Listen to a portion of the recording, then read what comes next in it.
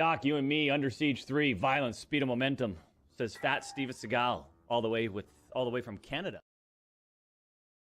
All I want is some sweet new balls. I beg your pardon? Oh, clean your ears out, woman. I want some balls.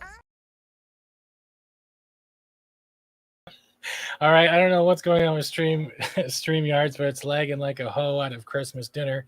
That's not even a saying. Don't even trust me on that one. I don't know where I'm going. And we're back, and my chat is gone. Where'd my chat go? Oh, there it is. Yeah, everything's being weird tonight. Good evening. We're back with more Making the Art, and I have another victim who's already regretting being here because he knows I'm going to make him very awkward with drama and sexual innuendos. So my cousin's here. It was an incest joke. Calm down, Rogue. It's okay. He's in the back shaking his head, and he just looked up going, "Don't call me family. I want to be hired by tomorrow." So that's just a joke. Hey, Scott, Apolomies, Ming, and Trip and Orc. We also got the Rogue is in the chat with apologizing. Purple Eyes crying. Thank you so much for that self-esteem. Yeah, let me get something going real quick. Shit, I got the ads still on. Hold on. Ads are now off. All right, I'm going to pop this up. I'm going to quickly do this, and I'll bring in my next victim. Hey, Rogue. Victim. I like the. I don't know if I like the sound of that. I guess I do. Most people unsubscribe. I think it's a victim mentality after the streams usually. I don't unsubscribe. I never unsubscribe. Yeah, you just never show up either. I'm busy. I'm kidding. I'm kidding. It's this. This is not a guilt trip you were looking for. Oh, I'm sorry. I realize I'm also like in the wrong hat for today, so I have. You can go change it if you want. We have time. I have the appropriate one now. You have the appropriate one. Cultural appropriation hat on. Oh, goody. Go. Okay, so if you are racist and you enjoy the stream, click on the hat. I mean the link. I mean the arrow, the thumbs up. This is a Star Wars hat, by the way. It's actually from Galaxy's Edge. It's not. Are you kidding me? It is. It says Black Spire Outpost in the back. Who wears them? I've never been to Black Spire, so I don't know jack shit. That actually is similar to a cast member hat for the janitors. It's a janitor hat. I'm sorry, but I like it. It's hot out and sunny. So it's a Finn hat. I guess so. I guess it's a Finn hat. I don't know. It's got a samurai look to it. I don't mind it. It suits you. You can you're one of those few people I know that can be white and pull it off, except for Raiden. I got my eyes squinty. It's okay. Yeah. Did all those? Yeah, it's marijuana. Sorry, I've already derailed Fats in some way. No, it was pretty much. It felt off the rail when I literally typed, "There might not be a show," and then he showed up in the back, like literally a split second later. I'm like, never mind. That was my fault.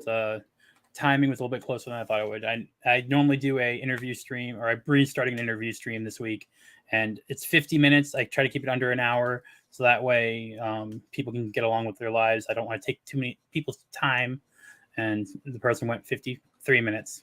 I'm sorry. You don't have to apologize here. So do you want to explain to the people that don't know you what you do? All right. So I'm the Rogue Attraction. It says it right there. Tom Zort. Zort is my constant companion to keep me sane inside of Disney. I've been going to Disney parks for 33 and a half years. That is pretty much my entire life. I'm a vacation club member. I've been an annual pass holder the entire time. I have family members that are currently working in Disney. I have family members that helped build Magic Kingdom in 1971. I have pictures with family members with Walt Disney. That is about as far as to that I would like to go, because then and I will also disclose that I own too much stock in the company. But that's because of college graduation gifts.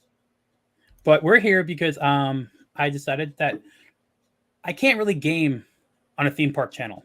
And I do like gaming, as Fat Steven knows. I like playing Fortnite with him. And he likes torturing Fortnite. Yeah. Yes, I do. I do like torturing. I've gotten better. I'm very good with the lightsabers. Yeah. Oh, I haven't even played with the lightsabers yet. I think the last time we saw you is you revived everyone and then decided to fall to your death. So that was the sword didn't work. But so I've decided that I'm using a moniker that has been going around. I am a member of G&G of the park hopping team, and now I've suddenly become called Tokyo Tom. Decided that I will use a gaming channel with that name, and that's why Fats is here to help me, because he's an awesome person with Channel Art. Okay, now that he's done bullshitting and lying about how nice and awesome with art I am, yeah, we're gonna make something with crayons today. Probably draw a dragon with the stick figures. I appreciate it, man. I don't even know how we actually got introduced, but I think the truck streams, convoy streams. I think I popped on a few times. Was it really the convoy streams? Hey, fractured filter. It's got to be because of that. My dad was a cop, so I think I came on a little bit to try and help with some of the, in terms of how the police would react and stuff. But then we just started playing Fortnite and stuff like that. And then memeing. Oh yes, memeing. That's another one. I've been doing memes. That's how I started actually with everything. I was doing memes like We're Drunk, Nerdrotic, all those people. I was just doing it for fun, and that's the first year before I even started YouTube. I think I still remember my first meme that got showed like it was the 2 months into when I moved into the house down here, so that was 2020, and it was as water sliding down a slip and slide next to two Asian girls, and that got shown on FNT, and that was like the first time like I got any notice anywhere because of that. No saws. But then besides that, I was in Hollywood Studios, in Disney's Hollywood Studios in Galaxy's Edge. Jay was doing a live stream. I was making content for my own channel. At that point, I was only doing about a video a month because of doing work on my house and things like that, schedule. But I just happened to be there. I saw that he was live. I came over. We ended up going into Oga's Cantina, grabbing a drink. We ended up going on the Millennium Falcon ride. And about a week or two later, I ended up getting his number to hang out in the parks. And then not long story short, but like we hung out for about a year. We were going to the parks together. I was not affiliated with G&G. There was a park hopping meetup in October of that year, and then there was also MegaCon. MegaCon was basically where I got my more of an introduction to G&G in the whole. I did a live stream on StreamYards where people that could not make it to the after MegaCon meetup to be able to talk to everyone, which actually I was surprised how nice Jeremy and Ryan were allowing me to do that stream on StreamYards. And that stream is still up. I think I age restricted it because there was some people drunk and cursing, but that stream is still up. And basically I passed, like, you know, it was a guerrilla way to get like, hey, I had Jeremy, Ryan, Jay, all of these people on my channel when I only had like 300 subs at the time, or even less than that, I think.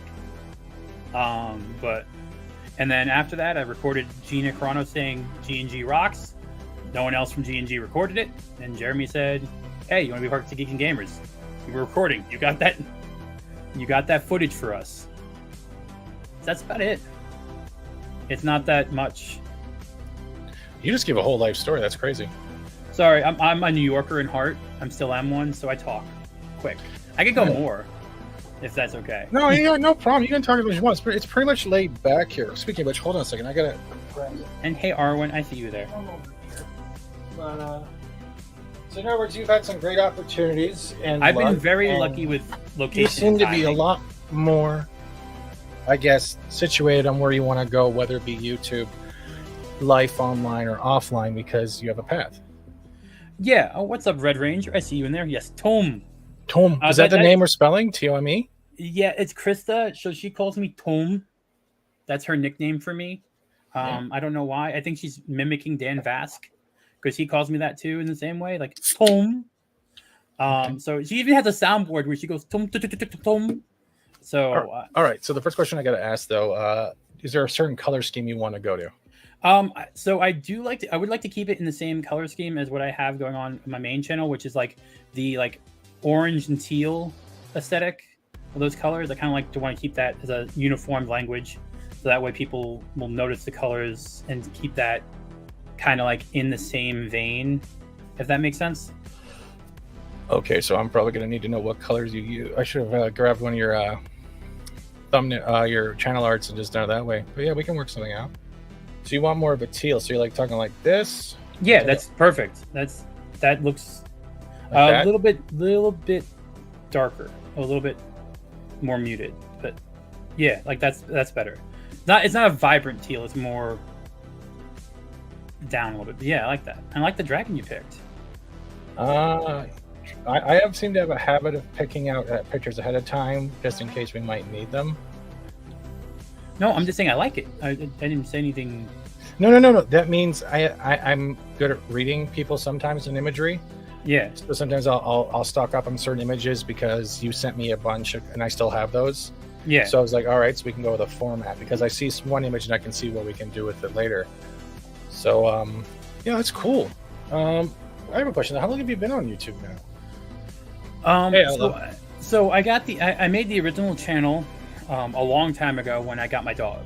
So if you don't know the story of my original channel name, Rogue Disney, I was driving home from Disney and I came across my my now English Bulldog mixed with Louisiana Leopard dog, Rogue. She was about 30 pounds underweight on the side of the road, covered in mud and shivering on the way home. It was after a Hurricane Florence, I think, went through South Carolina. There was some big storm, and I found her on 95 driving up. So I grabbed her, drove 4 hours to the nearest vet I could find, based on where I was, and got her cleaned up. And she has a white streak down her hair and two like brown sides on each side. So I'm like, wow, you look like Rogue.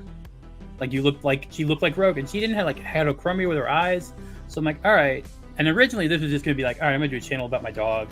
And I was coming home from Disney, so I just made Rogue Disney. But then the thing happened, the pandemic happened, and I got an offer for my farmland. So I decided that was time to move, get out of North Carolina. And I've always wanted to live down here in Florida. So I sold my 40 acres, my barn, my house, the livestock I had, to a guy from Jersey for a very, very, very good price. Damn, you have lucked out. Yeah, so I'm now down here. I have a job that has very flexible hours, so that's why you see me in the parks. That's why you see me game streaming sometimes and stuff like that. I have the ability to make my own hours. I just have to submit projects in a monthly fashion, but I can do it whenever I want. So that's kind of. I won't go too many farther into what I do, trying to keep myself from doxing myself by accident. You won't have to. Also, if the chat has any questions, let me know. But honestly, thank you also for coming on, and we'll figure out how we're going along. I'm just putting base notes on. I don't know why it's being. What? StreamYards always seems to be slow when it comes to like following. Okay. What I'm doing, because usually right now I've already put tome in there, but it's not showing it, and I'm wondering why it keeps having such a delay. I noticed that earlier too. StreamYards is having issues today, I think. It's all of YouTube that seems to be having issues, and I constantly have to keep like doing this, doing that, and then hopefully it refreshes, and it's really becoming irritating because I don't know why it keeps doing that. Tom, can you close the closet door behind you? It's bugging me. I could, but I'm not. He just going wants to see your butt. I would turn the camera off then. Yeah.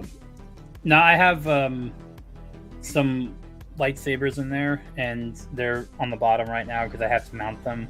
I'm working on making so I have 3 guest bedrooms. I'm working on making one of them into. Don't worry. I'm working on making one of them into a proper studio space. It's been taking a long time to unpack and everything like that from the move, and I just started up. Like I started working, I started doing the YouTube stuff, and it's just gotten more and more hectic. And it's sort of like, all right, well, I designed my own kitchen. I did that. If you followed my Twitter back then, you saw daily picture updates of all the work on making my kitchen, and that was something I did myself because I kind of I don't like to have to. How can I say this? I'm cheap sometimes, so that was. We all are. So that was. I designed it. I built it. I made it. I got the materials. It took about a year to do, but you can scroll back on my Twitter and see all the shots. The only thing I didn't do was the electrical and gas work because I'm not that skilled. Dude, you seem to be more skilled than a lot of people I know, and you seem to have been doing. You have like a strong ethic. You might be lazy, but you've done quite a lot, so that's pretty good. I'm lucky if I get underwear on in the morning. I had a weird life. my dad got sick. So my dad, he was a cop. He was a court officer in the Bronx. He got sick pretty bad. Mm-hmm. So I took on a couple different jobs. I worked at a Chinese food restaurant when in high school. I did in college. I was no lie. I was a strip club DJ to help pay for college. So that was interesting. Good pay though. Yeah, and then I ended up working on land. My family got a good deal.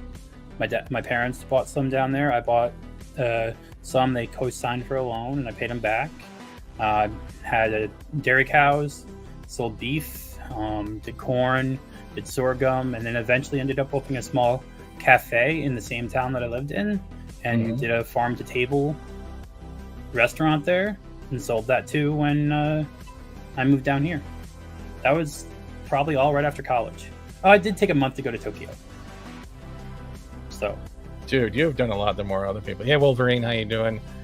Red Ranger's giving a weird face. Doesn't have to be an arch villain. DWD was an amateur. I remember when he was still Rogue Disney, and yeah, he's come a long way. He's also very antisocial, but that's only because he's very protective of himself. I'm antisocial? What happened? I'm literally messing with you. I am just trying to be a good trip right now. If anything, I'm like Drax in Guardians of the Galaxy. I take things literally. I don't know why. But yeah, I think I've somehow found a way in this whole like sphere that I've put it this way. I can go into Twitter and not have a bad time. I've found the people that I've found around me that way. It's not a pain in the butt. I guess. I will say I'm surprised. I did not think I would get this far this quickly. I will have to thank shout outs from Geeks and Gamers. They helped. I'm not going to say that they didn't. During the October meetup, I think it was at 800 or 700, and they helped get me to 1,000. So I'm not going to say that was not a nice acquaintancing to make.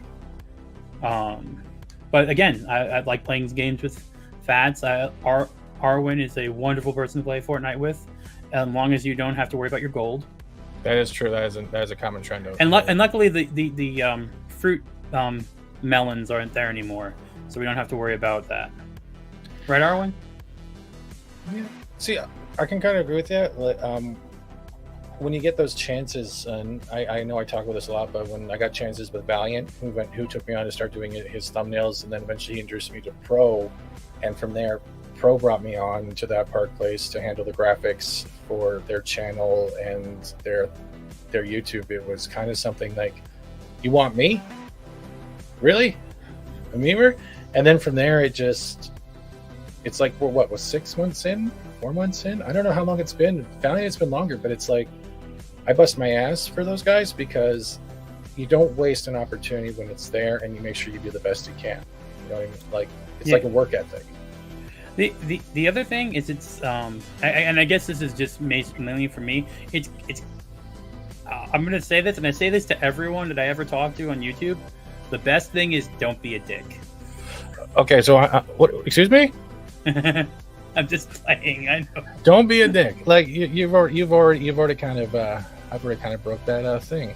Well, at least for my view, if people find you nice and endearing, I go for the wounded puppy dog look. No shit. But yeah, it's been fun. I've branched out. For a while I'm gonna say this. I'm a very talkative person, but I was petrified of doing a solo show from my house, because most of the time I'm in a theme park. I have things to interact to. I have people around me that might say something that I can spark something with. I'm not someone that, like, I was actually kind of scared of trying to do stuff in my own home, be it gaming or anything like that, just because I'm outgoing, and then if there's nothing to go out to, it's like I just have to deal with myself, and I can't be like, oh look, squirrel. It's sort of so that's something I've gotten used to recently, in terms of embracing what a lot of the people, and I'm gonna say Fat, I'm really impressed how you can sit and handle a stream and be there and it's just you, and you're going for like an hour or two. Can you I'm play impressed. games, or when I get off on the rant like Star Wars? and stuff? Either way, I'm impressed because I play off of people well.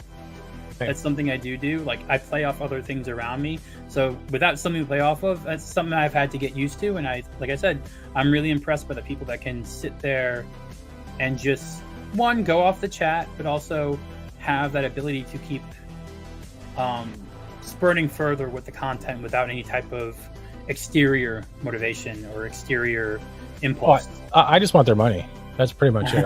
I just want their money. I'm trying to Hey, play Jim. you a compliment, and he turns it around. I always do it. You can ask pretty much anyone. I know compliments are good, but I despise them, and I just shoot them down. And I'm trying not to as much, especially when it comes to the self put down. But for me, it's oh my god, stop doing that. I have to lock that. Hold on, let me lock. Where's the lock?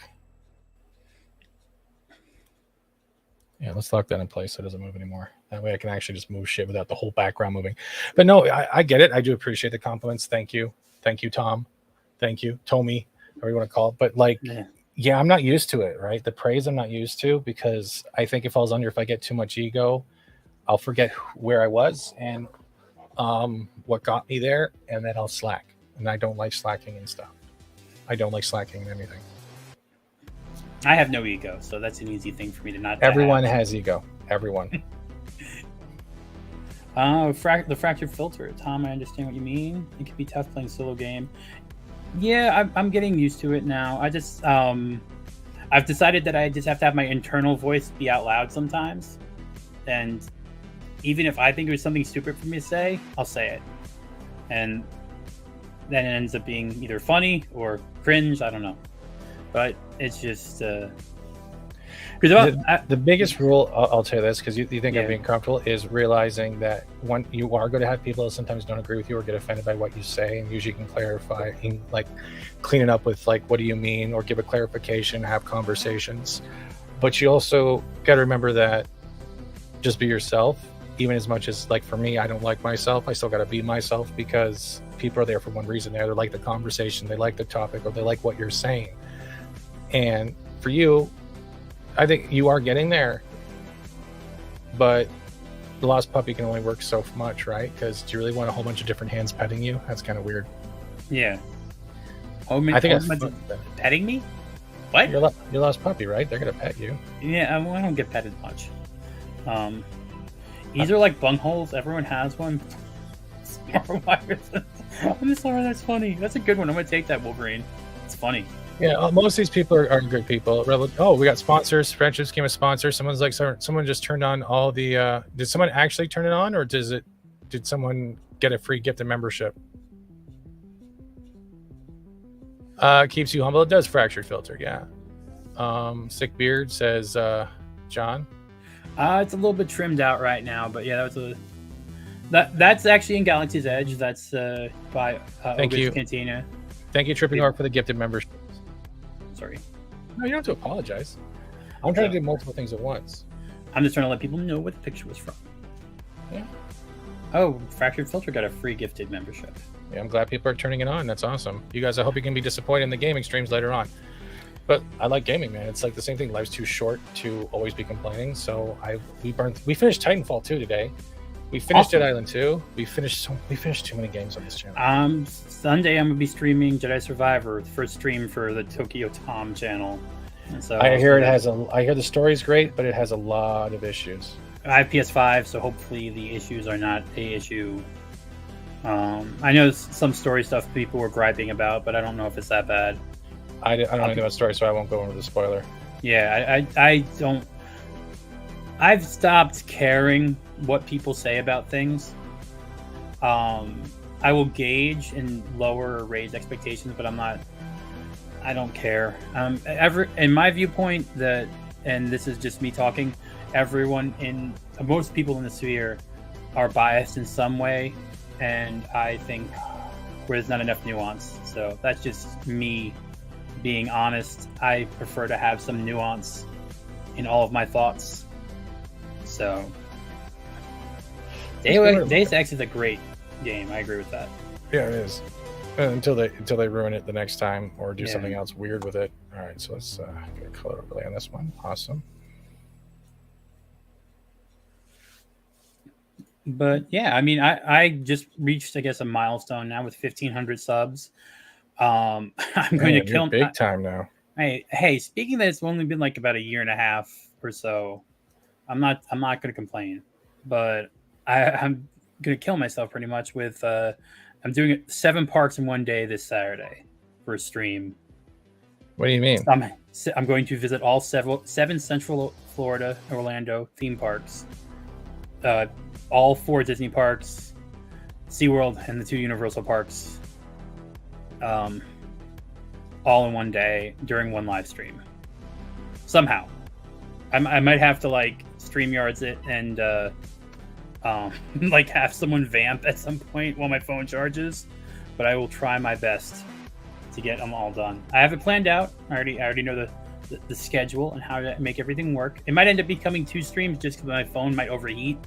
I've noticed recently that the camera will shut off if it's about 90 degrees out and I'm streaming for about 2 to 3 hours.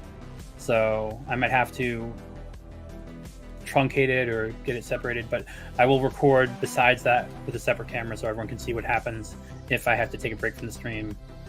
But yeah, that'll be, I don't know why I'd agreed to do that. At some point, I think a long time ago, I agreed, like, oh, if I get to 1,500, I'll just do all 7 parks in one day. That was not a good idea.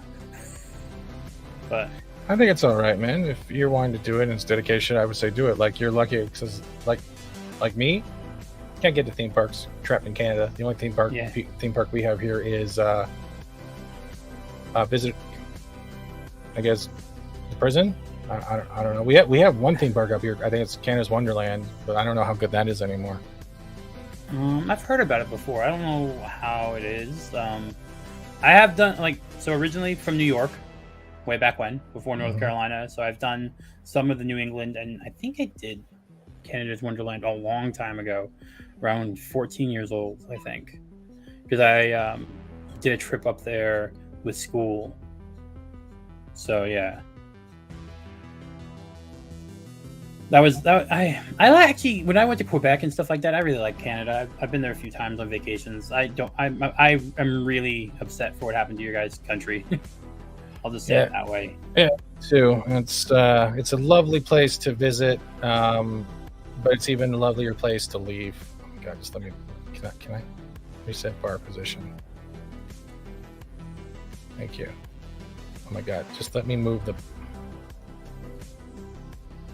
Thank you. Not a bad idea, tripping work. What's that? If Steven gets to 15 million subs, he should do a face reveal. No, if I can get to 10,000 subs, I'll show a picture of what I look like. I don't like giving out my identity. I really don't. I'm not comfortable with it. Everyone has what they're comfortable with. I probably should have thought about that a little bit more, but I just started with like, all right, here's a video of me at a theme park. I didn't think about anything like that. But I don't know. I think I haven't had many trolls, luckily, which is odd, figuring you think with all the negative stuff around Disney, you'd think there'd be some people popping in to, but I don't know. I've garnered a community or a fellow, whatever it is, around. It's really hard saying the right word now, right? Because I don't want to like. I don't. How can I put this? I hate using the words anything like fans because we're all in the same space. We're all doing the same things. So that's not really the right thing. It's coworkers, I think, kind of, or colleagues. I tried to go with neighborhood, but it sounded kind of weird. Yeah, it's even harder trying to make them sound like subscribers or members. Yeah, it's like you're giving them a label. Yeah, I know it's difficult, but if they should know what you mean, because there's also that stigma that goes around that, especially when you get monetized, that people think you will eventually forget them and only care about their super chats and their donations, and that's only because they got affected by other channels. But it also falls under the entitlement aspect. You can only read so much depending on how large your channel is. Yeah, I don't begrudge people with larger channels if they have a hard time reading super chats. I think it's how fast it comes through is hard to do. Right now, I read every chat that will come through. That's because my chat is 30 people, maybe, or 20 people. It's not that big. It's not going that fast yet. But I can see from being in larger streams that it's something you shouldn't take. Here's the thing that I love about any of these community spaces or gatherings or whatever term. People have conversations with themselves inside the stream, and that's what I love. It's more of like a lunch table, or you know what I mean. It's not restricted that you have to answer to everything.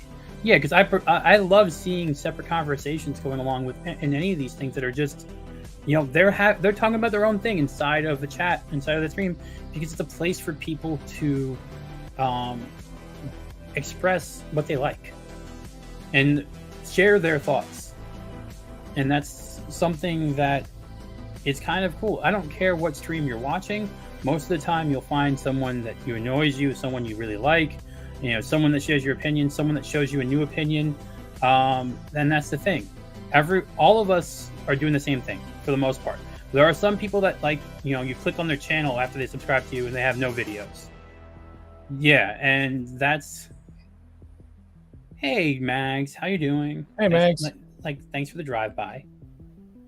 But that's the thing. I have now been, I think, privy, or I don't know, blessed is the wrong word, but I've been around so many different communities in this space now that it's kind of an enlightening thing of how much some of them are similar and how much some of them are different.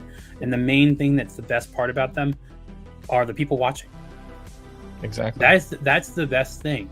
It's everyone that's watching, and even like the fact that lore can be built up about someone in a chat, not someone on a stream. Lore can be built about someone in a chat. That is so cool. That's what I like about this space. That's what I like about being in social media and everything like that, is that it's not always about the person doing the stuff. Sometimes it's literally like, I don't know if you guys are FNT fans or whatever, but the smoking guy from the meetup. Definitely an FNT fan. It's pretty much no, but I'm just saying that smoking guy. I don't know who he is, but he blew up. He doesn't have a channel that no one knows about or whatever it is, but he's at every meetup, and he just had the perfect picture. And how many of those smoking guy memes came out over the past couple of days? Like, that's the things I like. Or Eggroll. Project Eggroll. Okay, Project Eggroll with Jay. I've been hearing about Project Eggroll for like 8 months to a year. So yeah, I knew about Project Eggroll for a while. And great name for two Asian dudes to have for a podcast. It was not Brahmapul, Mags. I don't know who it was. But it's just... that's the things I like seeing, because guess what? I watched other YouTube channels before and you know, the Collider days, the AMC Movie Talk, and stuff like that, way back when. X Plays channel, back when they did the YouTube stuff. Even before all the bullshit that they caused on each other and all that crap. Yeah, I remember that. Way back when, I enjoyed watching those things. Even, and I'm gonna don't judge me, but way back when, I kind of liked Kind of Funny with Greg Miller and all that, and Colin Moriarty a long time ago. But then you realize how they're not about there's people watching. They're not about their communities. And that's something that, being at these meetups, being firsthand working a meetup, seeing Jeremy not sleep, seeing Jeremy stand for 6 hours or 7 hours, talk to everyone, take time, and stuff like that. Same with Jay, same with Gary. Seeing those things and not wanting a cent for it to interact with people. That's something that I appreciate. And it's something that you don't see from some of those other creators that were around. You don't see them doing that. Because they see it more as networking than they see it as pretty much an event to get to know the people that you've affected. Yeah. And I will say, as a content creator, if you can make it to one of these things, it will help. I'm just saying. I wish I could, man. There's been a lot of times, but I deal with... no one would know who I would be, right? Because They've never seen Yeah. my face, and I have a problem with crowds, so I'd have to go into some type of anxiety stuff. I will say The Red Master Terror. the TDS and Writing Raven do a great job of doing little face masks at the things. That's pretty clever. But yeah, no, I get it. I'm just saying in general in chat, if you can make it to one of those things, it's really nice to see, how can I put this? To see names behind faces sometimes, and how much more we all are alike, and actually hearing the differences, and seeing and hearing things that, because I don't know about you, I'm assuming Fat does love this, a good argument. A good argument. I Better love friends. I love debate. I don't like people who just shut things off and then Yeah. expect everything to just be purist or no purist. And I think that's the biggest problem we're dealing with right now, is that the people that are dictating and demanding what is the tier of a fan rather than dictating that we're still fans on the discussion. Agree to disagree. Yeah, that's the problem. I will say this: I've been in some arguments with people, not good arguments, and they take tactics of emotionality, and they don't do things like don't Ego, raise my voice. entitlement, and emotion. Yeah, let those things run over. I don't raise my voice whenever I get into an argument or debate someone. I keep a cool, even tone. I don't like you. The point is, you're supposed to be saying your facts and your opinions in a clear way, not to change a mind, but to find common ground. And people are not finding common ground, and that's a problem right now in the space. See, I think that falls under the whole line of people who have not all, and this is not a direct point finger at any type of content creator out there, but I think people have mistaken what have become an addiction to hate click videos and hate click, like, oh, this is woke, oh, forget it, oh, this is that, forget it. But they're not even trying to separate in between, and they start getting enveloped in that to the point where that's all their mindset is, and that's where the discussion dies. Like, I've had people jumping in when I'm playing Horizon the last few days saying, oh, this is a woke religion game, oh, this is a woke game, and then I ask them to back it up and they refuse to back it up, or they just take off, or they'll just dislike the stream and they don't tell why. Like, I love the passive aggressiveness of some things out there. It's like, if you're not willing to have a discussion, then shut your fucking mouth in my chat. That's the rule I have right now in my brain. If you're not willing to stand by why you're saying it the way it is, don't open your mouth, because you're just looking for a reaction. You're just looking for some type of altercation. But when someone actually calls you out on it, or you're expecting the same type of message being broadcasted throughout everywhere, and you don't get it, all of a sudden you're the enemy. Does that even make sense? I don't know where I'm going with that. I know, I get it, and I've gotten to the point where occasionally I've had to ban some words in my chat just because. Yep. One, if you've watched any of my content, you understand that my stuff is lighthearted as can be. It's meant to be helpful for someone that wants to travel to a theme park. It's meant to be funny. It's meant to be, it's escapist. It's not to be talking about what's going on right now, politics-wise, or anything like that. And honestly, this is a blessing and a curse with TNG. I have a very bifurcated audience. I have a good 50% that I have made by talking to people in theme parks or people subscribing from theme park related things. And I have 50% that have followed me because of my affiliation with the G&G. And that is where I like, you might say I'm a Disney adult or something like that. I'm not a pixie duster. If you don't know what the term is, it's someone who blindly likes everything Disney. And defends them without any recourse of the shit they're doing. And yeah, it's like a cultist kind of thing. It's like, okay, they can do no wrong, but that's not how the real world works, right? Because that also falls into the media shills, right? We can never say anything bad because we'll never get access again. Yeah. You're right about feeding the algorithm, and that's where this is a business, and I understand that. John Ware Jr. My viewpoint is I will always be genuine about anything I say or do. So I am honest when I say I have a great time at Disney at Galaxy's Edge. You know why? Rise of the Resistance is an awesome ride. The cast members there are great. I don't care if it's sequel trilogy. I know two of the people that play Rey in the park. They're friends of mine. It's not about the larger thing. It's about just having fun in a place. Like, you don't have to take this larger narrative around everything and bring it into everything. Like, it doesn't have to be that way.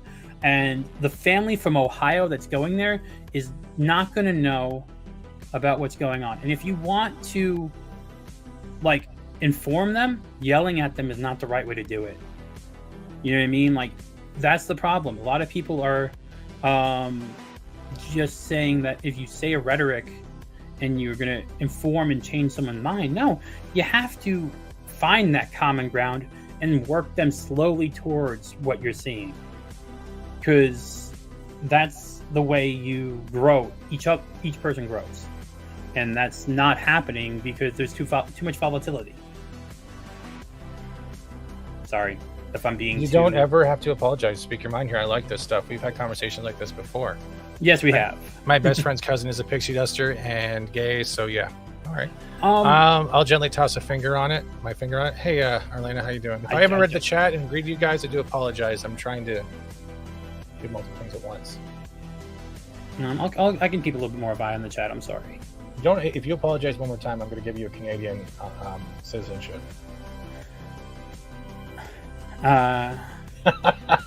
You're okay. Red Terry. You were about to say sorry.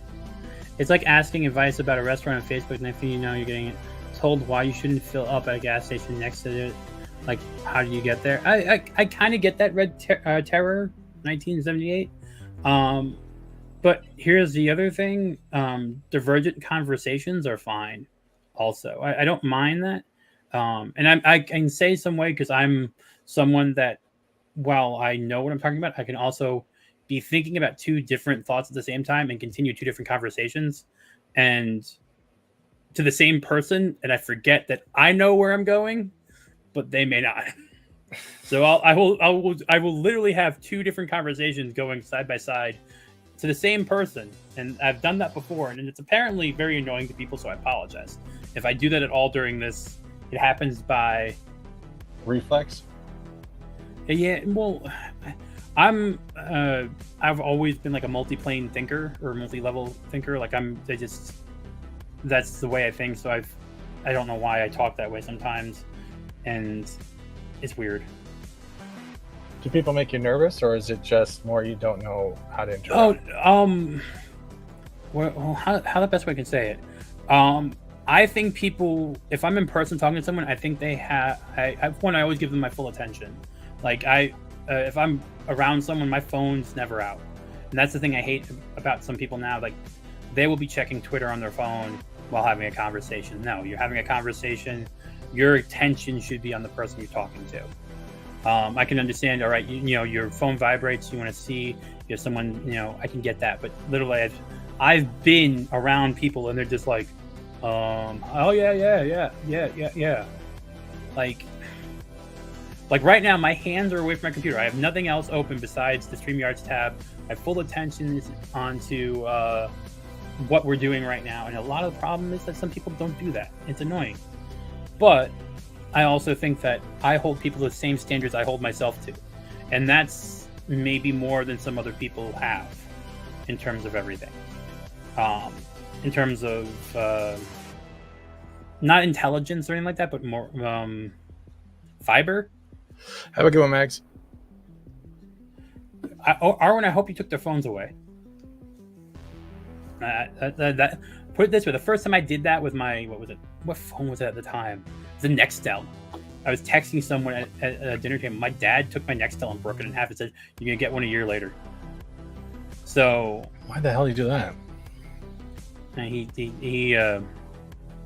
believed in hard punishments, and it worked because I now don't pick my phone up if I'm doing something with someone or at the table. I'm glad they don't do it anymore, Arwen.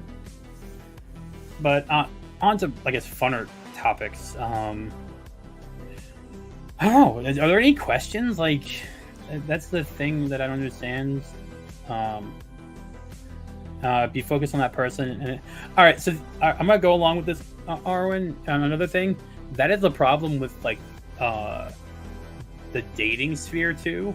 So being a theme park vlogger, I run into a lot of fans. Well, I do run into fans, which I wasn't expecting. But I guess a lot of people in Central Florida go to parks a lot. It's if you go to Epcot, so if you are looking to have fun at a Disney park for afterwards fun, Epcot is your park to be at. It is the bachelorette party park. You have a lot of like second marriage bachelorette parties, so they're in like their 30s, 40s, not the younger ones, but like that is an interesting thing. But even then, these people don't know how to have conversations anymore. Like it's weird. Even the college program kids, which I'm friends with some of them, they just don't know how to speak. They don't know how to hold a conversation or do small talk. It's a weird thing. Red Ranger went to Magic Kingdom in 2015 and rode like 4 rides. Was so proud of the day. Did you use the Fast Pass Plus? I'm gonna say this. Like normally, if I go to Magic Kingdom back in that time frame, I would get about at least 8 rides then. I don't know, but I've also been doing this a long time, so I don't need to do rides anymore. I've ridden every ride more times than I can count. I've been on Rise of the Resistance about 300. Like I've done every ride. It's at the point where I can tell you the lines and I speak the lines out for attractions as I'm going through them. So again, why I want to start gaming because I'm getting almost burnt out from theme parks. You need to, it's like, well, that's what people say to everything. You don't get burnt out, so you need to refresh the stuff. So you're going to try to find something else you can relax to. And gaming, for me, I don't get burnt out with gaming. I enjoy it quite a bit. I've never actually reached a point where, well, unless it's the game and they're like, okay, fuck this, I'm playing something else. That's pretty much it. That's literally it. I'm fine either way. You got a super sticker from Kitty Bear. Oh God, is it a poop? I have to see. Are you pooping on me? Is. All right, thank you, Kitty Bear, for pooping on me. If you're wondering why nothing's moving right now, it's because I'm looking for images to figure shit out. But so to go with Larry, Disney to be entirely honest, I do not go along with a lot of what Disney's doing right now. I don't agree with it, obviously, common sense. But I also want to speak on behalf of some of the cast members that have no control over this. They're getting shit on too. Yeah, like they have no control over this. They're working a job that they can do. Now, I will say, and I've said this on my Rumble streams separately, there has been an increase in alternative lifestyle cast members at Disney World and in Orlando in general. You mean the DEIs? Well, mainly as in terms of transgendered employees. That's why I say DEIs. They fund it. Just say checklists because you want to be careful with YouTube. Okay, so checklists, increasing checklist employees to the point where I am warning families in the most subtle way possible that they should be. But the thing is, not just Disney; it's Universal too. Orlando is becoming a very big center for those checklist people. So just be careful. A haunted mansion is a big one. That they are a lot. They're there a lot, and this started picking up basically after everything started with Chapek and all that stuff, and it's just gotten more and more intense, so to say. I would say so. Yeah. Now it seems to be focused around certain parks only. Hollywood Studios, I don't really see it. Epcot, I don't really see it, but Magic Kingdom, for some reason, I do. Animal Kingdom, I don't. So I don't. Magic. I'm just saying. Yes, Arwen Disney did used to be a great stepping stone for performers. You had the original Mouseketeers. You had Justin Timberlake, Christina Aguilera, all them with the '90s version of the Mouseketeers. Disney also used to have a great pension system. So it was a good job back in the day. Like they had a really nice pension. King's Dominion. Oh, I know where King's Dominion is. Wolverine Sink. That's in Virginia, I think. It's run. It used to be a Paramount. They had a Top Gun ride, or they used to. Knott's Berry Farm is cool. I've never been there. I have to get over there at some point. The West Coast parks. SeaWorld and Busch Gardens also do free military. And actually, that's something I do have to bring up. Disney does great military tickets. My uncle's Master Sergeant. One of my uncles is the Master Sergeant in the Air Force. He got 4-day tickets for $100 That would have normally been $400, so $25 a day. He stayed at Shades of Green, which is privately owned by the military, and it's on Disney property. They sold it to them in like the 80s or early 80s. So that's actually not a Disney-run property. It's owned by the U.S. government. That's a random tidbit, but That's fine. Yeah, I agree. There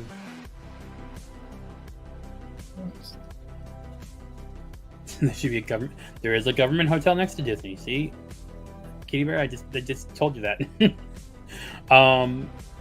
As for everything going on right now, Kings Island, Ohio, Idaho, is that by Cedar Point? All right, I'm gonna say this. I like roller coasters, but I don't like roller coasters without any theming. It's just a thing. Like there's a reason why there's theme parks and amusement parks. Cedar Point and Kings Island, Kings Dominion, Carowinds, those are amusement parks. The rides are fun, but there's no storytelling. Universal's getting better at the storytelling on their attractions, but I need something more than just G-forces. Otherwise, I could jump out a plane or do something like that. Like I need some storytelling, and that might be just the fact that I've been going so long that I'm like jaded towards non-theme park rides.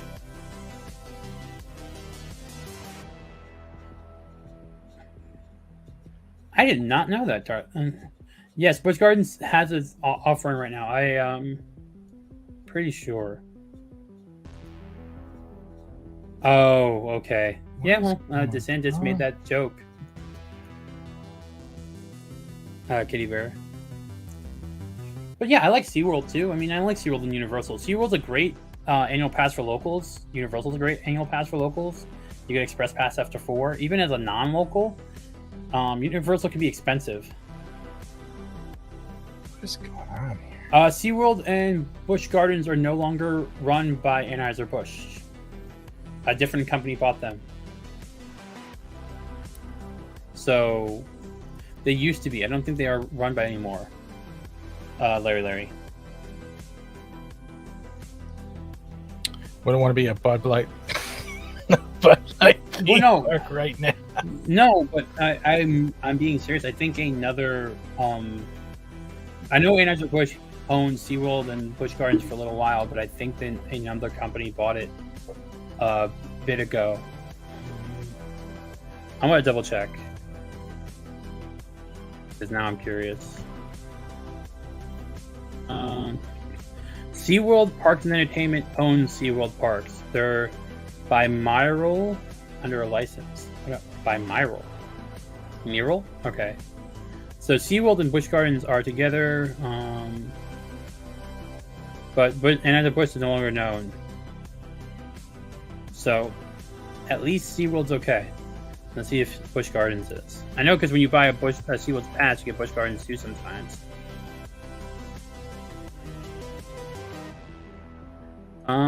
Yeah, and Busch Gardens is owned by SeaWorld, so Anheuser-Busch no longer owns either of them.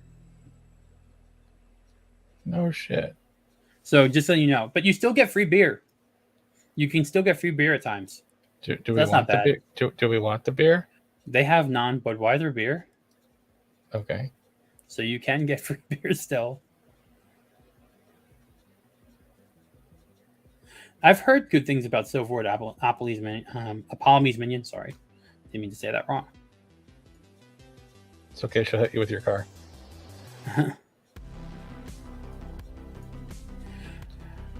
Yeah, luckily Red Ranger, my drive's only about an hour, so that's not that bad.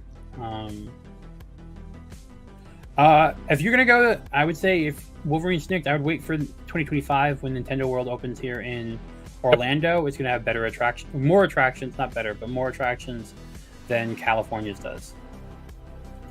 Summer 2025. Everyone's waiting for that Mario Kart ride. Everyone's waiting for the next announcement for the NCU, which is hopefully going to be Zelda, and maybe even a Zelda park will show up in the meantime. Yeah, I think I heard from a similar source that probably Pro did about some of that stuff. Somehow everyone was talking about it on the same day. Even like some of the our side of the sphere park people were talking about it. Ooh, get new sponsors. Oh shit! Did we get more gift? I'm sorry, I don't know. I'm looking. Megan Johnson and Trinoculus P have both just became sponsors or members. I don't know why they have to say sponsors and not members on Stream Elements. Because they're weirdos. I honestly, the thing I'm looking forward to is Star Fox, because that could literally be a Star Wars replacement. It could, honestly, I wouldn't mind that. And if they actually like a Galaxy's Edge style ride where you actually can pilot it, yeah, that would just for everybody. I will take that back though. I think Dune is the Star Wars replacement for this generation. Harry Potter is still more searched than Star Wars, and that was proven with the what do you No, call I it? meant like because Harry Potter to me, I've never gotten into. I wasn't much of a wizard person. But Dune, I liked Frank Herbert's Dune. I read the books a lot as a kid, and seeing that Part 2 trailer, I still haven't seen it yet. Oh god, the way they did the worm, the thumper, everything they did, like how the scale, it's epic is the only word I can think of, and I haven't seen anything that I saw that actually looked like an old school epic. Like I was getting Ben-Hur vibes watching the trailer. I'm like, okay, well, I'm appreciating this. This is not, because I liked the first part, but it really, you stopped right before all the action. You stopped before things got going, and that is, all right. Harry Potter came out, and I was older than the characters.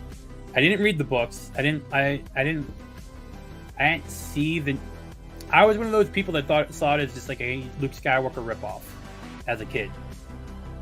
Growing up, because I'm like, well, it's Luke Skywalker, you know, his parents die, he gets taken in by relatives, he has special powers, he has to fight a villain. The only difference is the villain wasn't his father. That's the reason. I don't know. Emma Watson also, that's kind of bugged me, but that could be. I like Wizarding World though. I like the rides. And I have a wand. I have two. I have one of them around here somewhere. No. I have it. I have a wand holster. Why is this? I got it from. They actually have like $20 wand holsters if you don't want to wear the whole robe thing that you can get, so you can look like a cowboy wizard. So your wand. Well, Arwen, they have pills for that. I'm just kidding, Arwen. Oh my god. I'm sorry, what were the Arwen. pills for? No, you don't have to apologize. It's all good. Your one week. Depends will help with you there, Wolverine Snicked. I will say that the land is cool. They did a better job than Galaxy's Edge for sure. Both Diagon Alley and Hogsmeade, like they really embodied that feeling. Seeing stuff from Super Nintendo World, I wasn't overly impressed right now with what's offered in California, mainly because I don't think the Mario Kart ride is the true e-ticket attraction. If you don't know what e-ticket means, by the way, just breaking down some theme park word. E-ticket comes from the old attraction booklet tickets that Disneyland and Disney World had. E-ticket was the highest valued ticket, and that would be for Space Mountain or something like that.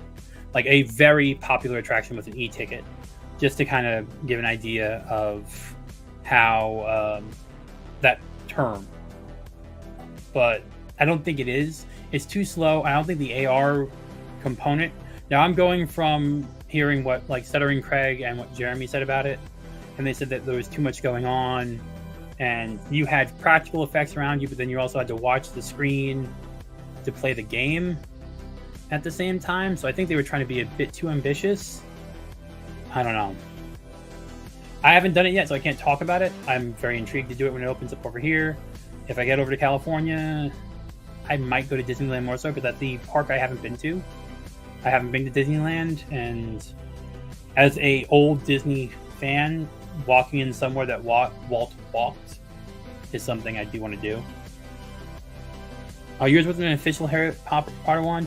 They went up in price. They're like $80 now. I think I got two of mine when they were $60. So, But I can tell you, Star Wars is dying so much. They have lightsabers on sale in Galaxy's Edge now, like 30% off. You took like the $600 ones. They're 30% off now. They're now like 120. That's still too much, even for me. For American to exchange rate, it would kick my ass. Well, yeah, I get that complaint from Krista a lot. She's like, everything's double for me. But yeah. Gonna bounce. You guys have a great rest of your stream. Everyone smash the Thanks, like Filter. button like Luke smashed Mara Jade. Ah, the EU. Yeah.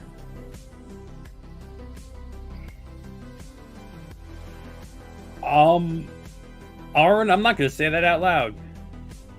You know how to handle a wand? Is that a wood joke? I don't know. Armin says, and irate, I know how to handle a wand, thank you very much. I'm not getting into that one. I'm not getting to it either. I will say I'm going to be at Galaxy's Edge tomorrow for May 4th. It's a good content day for Disney the Disney side of things, so I will be there. There's some cool merch possibly coming. They're actually going to have the actual Return of the Jedi ponchos available, and I kind of want that. You're kidding. Yeah, they're going to have the Luke, With the ones from Endor? Yeah, they're going to have the ponchos available. I think even on Shop Disney, they're going to have 2 releases. 3 a.m. Eastern time is the first one, and there's another one later on in the day. So I might check that out. Just because I kind of want it. It rains enough here in Florida that an Endor poncho could be helpful. I heard rumors we might also be getting Han Solo's like trench jacket from Endor. Wait, the military swish one? Like the trench coat he was wearing on Endor. So that might be coming. I know the Endor ponchos are definitely coming, but there was rumors that we might also be getting a Han Solo like trench coat jacket. So that could be interesting. I kind of like that idea. It could be cool.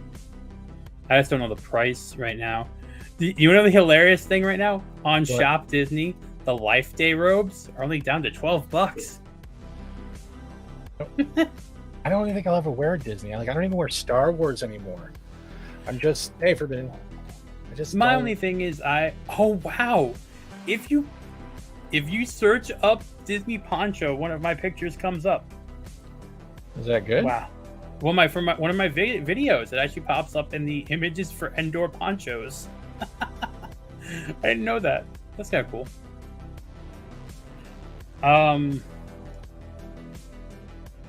Yes, trench coat. I didn't say twench. Sorry. But yeah, I wear theme park stuff because I go to theme parks. Most of my shirts are theme parks. I have a Star Wars shirt on right now about things that I've tried to eat Luke Skywalker. Here's my thing. I will always love original Star Wars. I will always love classic Disney. I don't care what they make now. It's not going to get rid of how I liked the stuff before. If that makes sense. It does make sense. The thing is, you can find those French coats everywhere for a fraction of the price. That's true. You can always add on yourself Forbidden Ruin. You can. Why does this have a drop shadow? What is going on here? Homeless person call. You're not wrong there, Steve C. You're not wrong. You could. I don't like Disney Star Wars. I will say I like The Mandalorian for the first 2 seasons. I think a lot of us did. And then it went to poop. Yeah, then it went to poop because I think Favreau stopped caring. That was my assumption too, but I think it's just more it's going down the road that it feels more Filoni than Western. No, yeah, and and the 3rd season. And you can tell that I don't like the idea of how much Filoni likes to put his characters in everything, so everything has to be his character. Even to the point where Kanan had to show up in Clone Wars, which didn't make sense why he would be there. I've never finished all of Clone Wars, so I'm very sorry. No, you don't have to. I don't care. You can spoil it away. I think a lot of people here have watched it. I mean, to the point where you have So this is the interesting thing. I have not gotten to play Jedi Survivor yet, but I've seen things. I don't want to say things, but you're getting characters showing up there, and you're like, okay. The only thing that I thought from Jedi Fallen Order that I really liked, which was the same thing from Rogue One, I kind of liked, is that people see Vader in that seat and those things, and they just run. There's no concept of trying to fight. And that's how Vader is supposed to be. That's what drove me crazy about Kenobi. Like, at least in those games, you saw Vader, the guy saw, like, Cal saw Vader, and his first instinct was just to run. And that's what you're supposed to get. But the more you see Vader, the less intimidating he becomes. Like, I don't care, Kenobi, him trying to pull down, a ship. Sorry, it was more fun doing it in Force Unleashed as Galen Merrick or Starkiller. You know what I mean? Like, it was more fun, and that was a cooler scene, even though, he was OP beyond belief in terms of power at that point in time. Yeah, there's just I just don't think Disney's trying to make everything princesses, but the way they're going about taking away princesses is they're not realizing that there's more to it than just a princess. What's the point of having a princess if there's no prince or hero to save them? And I think that's why people are getting kind of messed up. So The Little Mermaid, right? That's coming out. Live action. You mean the McFlounder? So get this. They're going to have the live action meet and greet for Little Mermaid. Yeah, but not in China. Not in Magic Kingdom. Oh, not in Magic Kingdom. They're doing it at Hollywood Studios. So they're going to have the live action meet and greet not in Ariel's grotto, because kids are going to be like, well, wait a minute. Ariel's white in the ride. Ariel should be white over here. Oh my god. So they're trying not to confuse the kids, but since they're already releasing a new Little Mermaid, it's already They're putting it in a separate park. They're putting it in a separate park to make sure it's away from the OG content. They do not have the live action movie merch and the real merch anywhere near each other. So the cartoon merch, the traditional Ariel stuff, and the live action stuff. So right now, I was in Hollywood Studios yesterday. There was a whole bunch of original Little Mermaid stuff there before. Now it's just all the movie stuff. So they want to make sure that there's no visible shelf comparison about what's being sold. If you catch my drift. They don't want to have an Ariel shirt and an Ariel shirt next to each other and the original cartoon one being completely sold where the other one's sitting there on the hanger. They don't want that image out there. What? You don't get that? That just sounds confusing. They want to make sure that the Little Mermaid merch for the live action movie is not near the cartoon merch, because if there was a shot of there being no items left on the cartoon merch side, but the shelves, all of the stuff still being there for the live action one, don't you think that would be a very bad image for Disney to have out? Does it? I don't think they can really worry about their image right now, though. Yeah, I'm just saying. I guess you're trying to say from a marketing aspect, yeah, it wouldn't make sense. Also, I'm going to say this. Ursula needs to be ugly. And Melissa McCarthy lost a lot of weight. She's not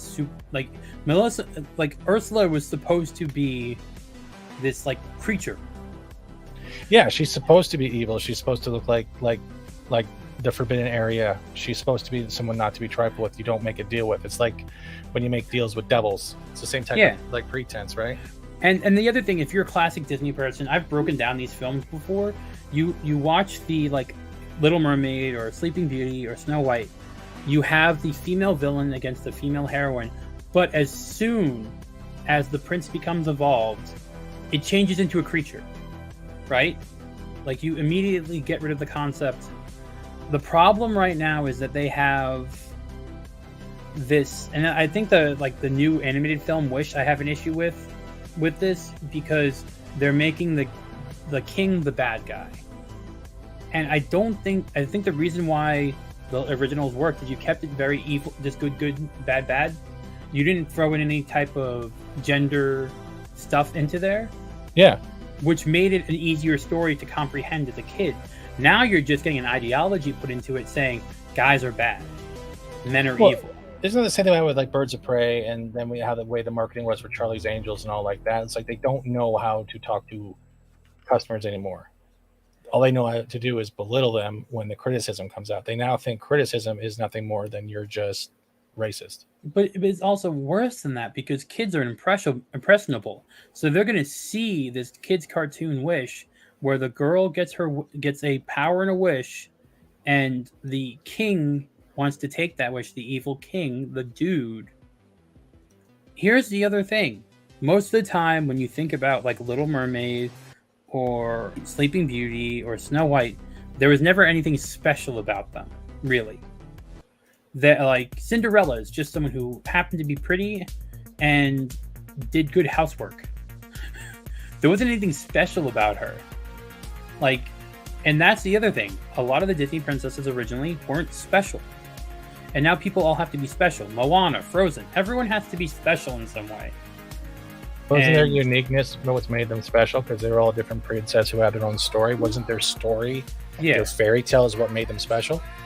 Yeah, and what it's also supposed to be, you know, it's supposed to be an allegory. It's supposed to be a lesson. All of these stories were supposed to be lessons. And that's the other problem that's going away. That what lesson are you going to taking from these films for kids? Taking away Prince Eric and Ariel's relationship, taking away the reason why Ariel was striving to be out in the real, out in the real world was because there was no one for her. She was trying to broaden. It was like trying to leave home for the welcome, first time. Scott. Well, thank you for another having another art stream. Thank you. Well, thank you, Scott. Yeah, I agree with you. I have turned off Disney. It's just I'll watch the classics. Like that's fine for me. But other than that, I have no drive to watch anything. The only problem, I have nephews, and they like my brother won't listen to me on some of this stuff, so I end up having to talk to them about this stuff. So I have to watch it in a way to let them know what's going on without being overtly like narrative preachy. Driven. Yeah. So I actually have to watch this stuff to be able to talk to them about it and show them in subtle ways, like, oh, you know, it's probably like go watch Aladdin again and compare it to this, and just tell me what you see different, type of deal. And that helps them understand kind of what's going on. But they're also like 7 and 9. They're young kids. Just because they're 7 or 9 doesn't mean they're not dumb, right? Kids might be impressionable, but they also are at an age where they don't give an F about what adults are saying 90% of the time, unless it matters to them, right? Yeah. I think kids are smart, but the problem is, even if they're smart, you shouldn't be touching their innocence and thinking it's perfectly okay to get away with it just because you're a parent who wants to play gender Barbie doll or ideology Barbie doll. And then it's just like... I'm completely on there with you. I think that there is a... disconnect. Kids can understand complex things, but they can't... You should not... All right, I'm not a parent. But if I were one, I would never try to impose any of my personal beliefs, just my morality. Yeah, that's it. That's all I'm there to do. I'm there to show them what's morally right and morally wrong. I'm not there to form how they think, but I'm there to show them options. But not in any way physically or anything like that, and also based on the appropriate ages and times. Like the idea of doing anything before someone has the ability to formulate who they are, like bullshit. We all remember. Well, some of us might remember when we were 4. I wanted to be a Transformer. Yeah. I wanted to be Optimus Prime. Like, you're gonna make me a metal body? Like that would have been awesome. I identify as a blender. But that's the thing. Like, there's a whole thing of rush for maturity. Also, it's a weird way. There's a rush for maturity, but then I'll rush for immaturity because there's also the opposite thing. Like I don't know. I'm fearful for the youth right now in terms of people growing up. I would not personally bring a kid into this world right now. Like that would be something if I'd probably wait. Especially after this coming election cycle and stuff like that, that I would be very cautious. But you're right, Arwen. You have to teach them how to critically think and use their minds. That's something... Critically think, not critical theory. Not critical theory, no. Sorry, I had to throw that in there right now.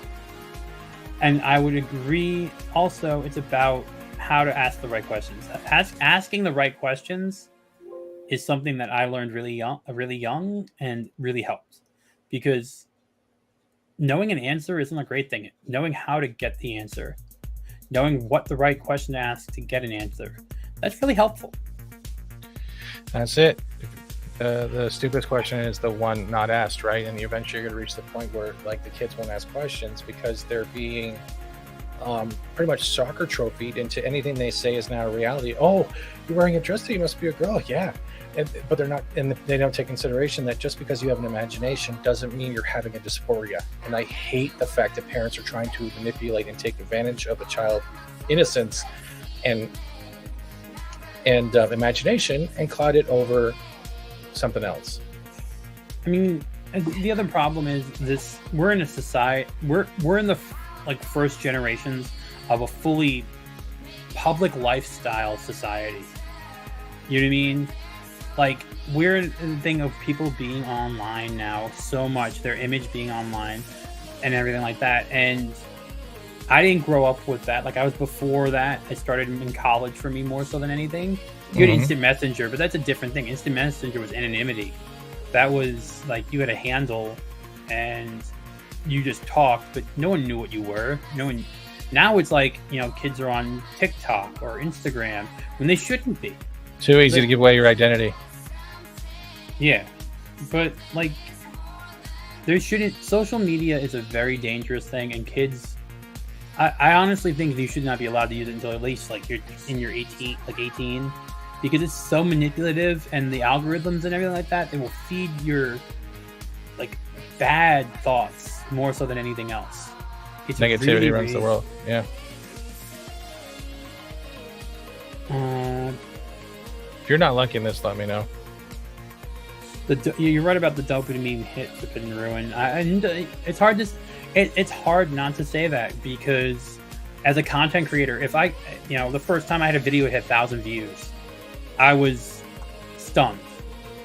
I mean, there is something that in this space that you're getting, and especially if a lot of people are like isolated or something like that, this online space is a way for them to get the vindication that they may not be getting from their family or something like that. And I get that. I understand, and I'm not discrediting that. I'm just saying that some people are using this in the wrong way. Instagram has become much worse from what I remember it when I first signed up for it. It's a nightmare. All social media has become a nightmare because it's just a place to indoctrinate. There's no longer well, it's also creativity again. I hate to say it, it's also a place to manipulate. I mean, and I agree with Forbidden Ruin. I think that there's a problem. Like, I do a lot of shorts. My shorts do well. I know my shorts gain a younger audience. I don't like that. I don't want to talk to, you know, younger kids. Nothing against that, but I think that I'd rather talk to their parents. Like, they should be the ones looking up how to do a theme park, not the kid. And like, the shorts are dumb stuff. Like, normally shorts that do well are like, oh, here's a sea lion. Oh my god, 5,000 views in an hour. Because it's a sea lion, and some 10-year-old's probably watching it 17 times. But I think there's way too much interaction in terms of... this is the first series that has a lower IQ and life expectancy. It's being linked to TikTok. Interesting. I think the lower IQ might be being linked to the teachers around right now. I'm sorry, I had to throw the. No, you're right. You're right. I had some great teachers growing up, and I will say that, and they pushed me. They did not let me get away with stuff. I had one teacher in 5th grade, Mr. Milo, good, awesome guy. If your desk was dirty, he'd flip the whole thing and dump the whole thing out. Like, if you're like, but it taught you a valuable lesson. Like, you know, keep order, maintain. Like, you can't just do your work. You also have to do your work and keep a clean space. It taught you something about the real world. And I feel like without that type cleanliness, without that type of like punishment system, you're not going to get good results. You can't just give in to and give positive reinforcement only. It's not like All right, training hold a dog. Wait, hold on, we got here.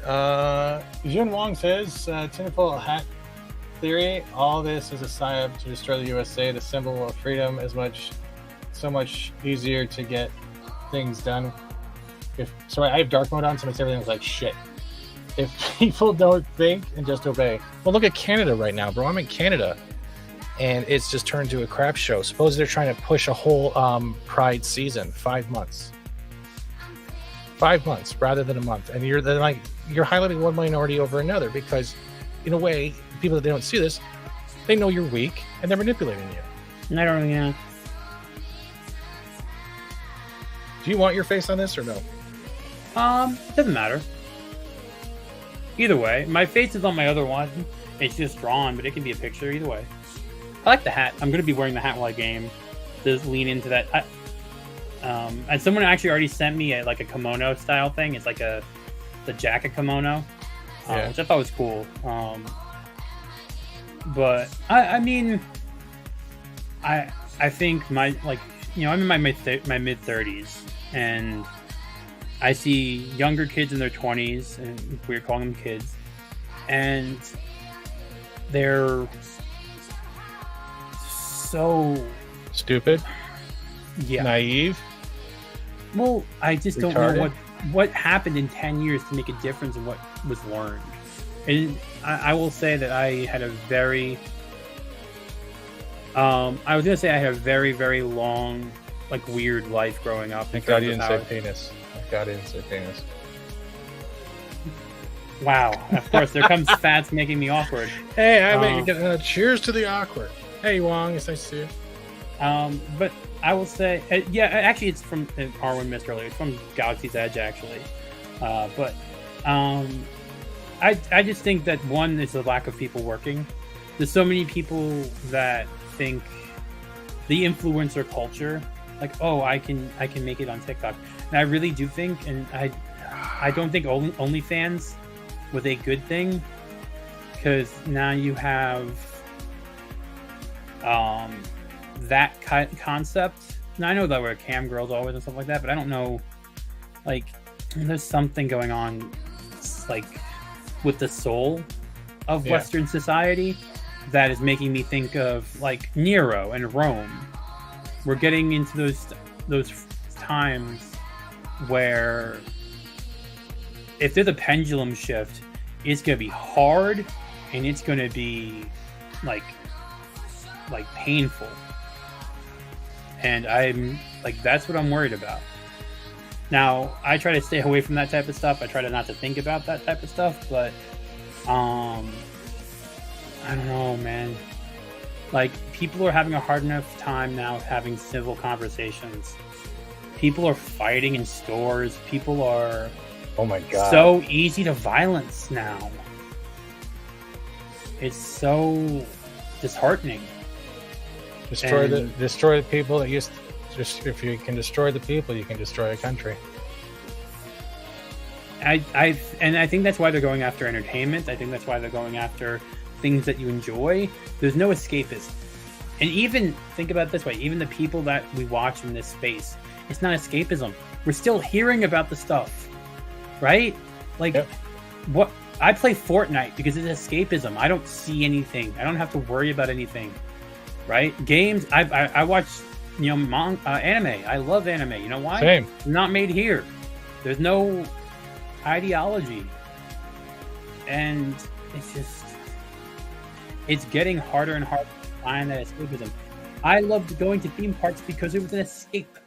It was an escape from the real world. The real world came in, kicked the door down, and took a shit. And when we get off work, what's the one thing we do? We eat. Yeah. We find something to entertain us, and we try to get back what we call regenerating our energy from all this shit. And now we can't even get that.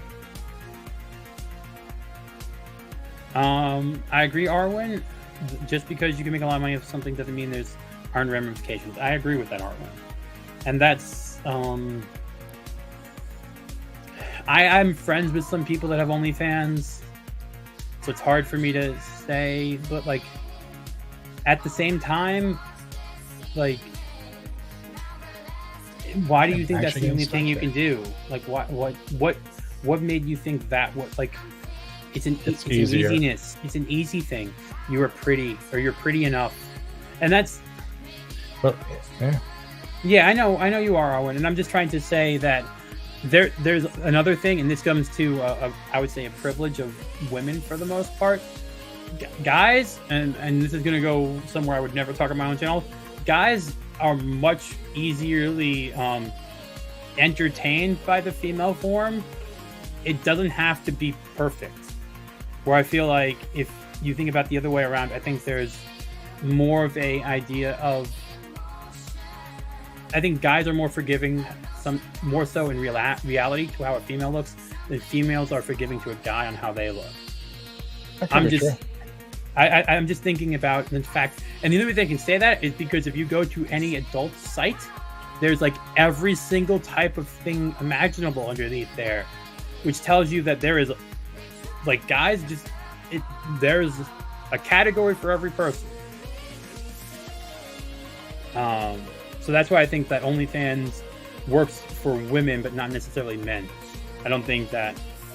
Well, there is males in OnlyFans, but I guess you were saying it's not as prominent as it should be, or as it. And like that right there, you just described there's a lack of equity, right? Isn't that a lack of equal rights right there? Because no, it's a privilege that women have. I think there's and I will take it to an even further step. I think females might have an easier time on YouTube than males. They'll garner an audience quicker.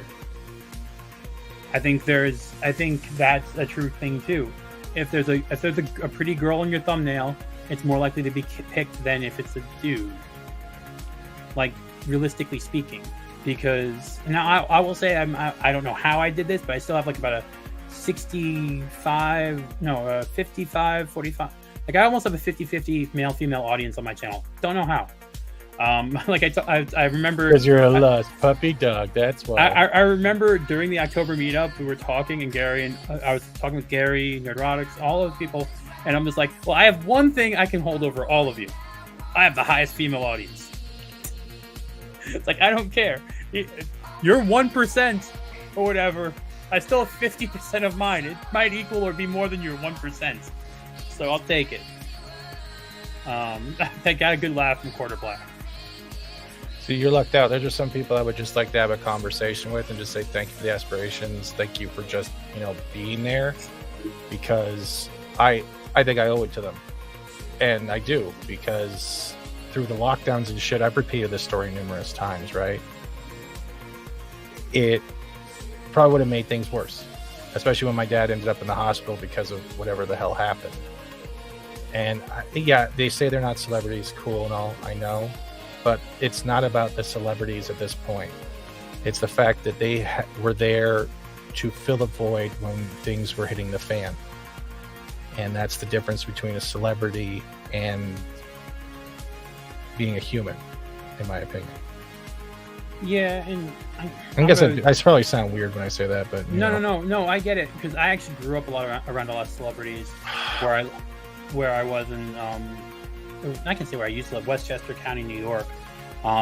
Chevy Chase's daughter went to my school. I knew Chelsea Clinton. I met Bill Murray a couple of times. He lived in the Hudson Valley area. So I was actually around that element. And the way they acted versus how YouTube celebrities act for the most part, night and day. Oh, Jesus Christ. YouTube celebrities can be a pain in the ass. They let the popularity go to their head. I will say Chevy Chase was cool. I know a lot of people like in Hollywood don't like him. He was cool. He did our graduation speech in high school. He would come to the football games. Like, he was a cool guy. I know he might have been seen as like a dick in Hollywood or something, but he was a cool guy. Clinton's no. No. At all. That was no. We have a real problem here today. But I don't know. Like, I guess because I grew up around celebrities, I don't get starstruck. I didn't get fanboy over seeing them. Shoot, I was on Velocicoaster with Gary. Like, I went on a ride with him. He was asking me like, "Oh, hey, where's the bathroom?" or something like that. For me, it's not fanboy. For me, it's not fanboy. I would just like to have a conversation with them. It has nothing to do with fanboy. But I get what you're saying. There's a difference. No, I'm just. Even with Jay, when the first time I met him, I wasn't. It was like, "Hi, cool. We're both doing YouTube stuff. We're both in the theme park."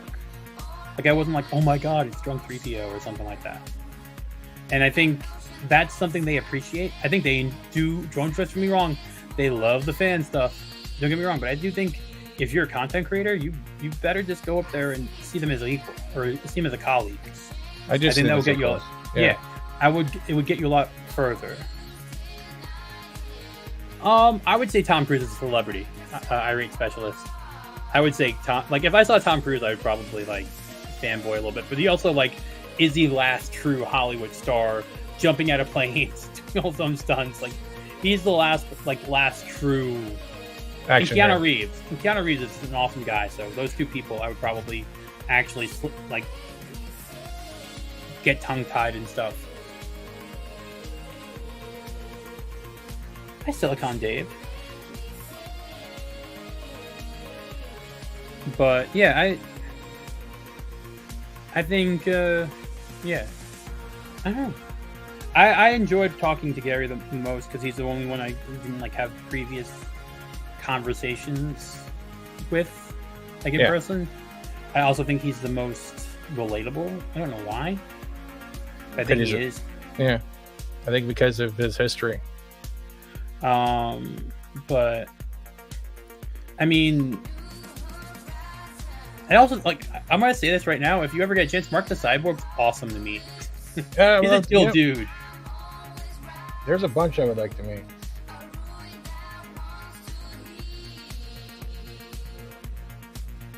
Yes, the Red Ranger. Go ahead, bring onions to throw at Beardo.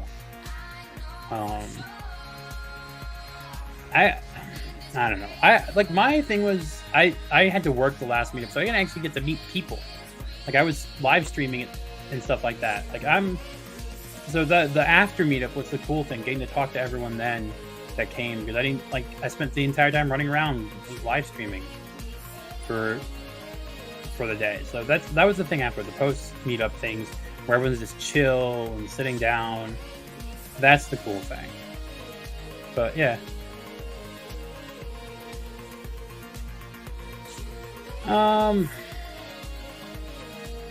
I don't know, irate specialist. I don't grudge people about religions or anything like that. I don't know.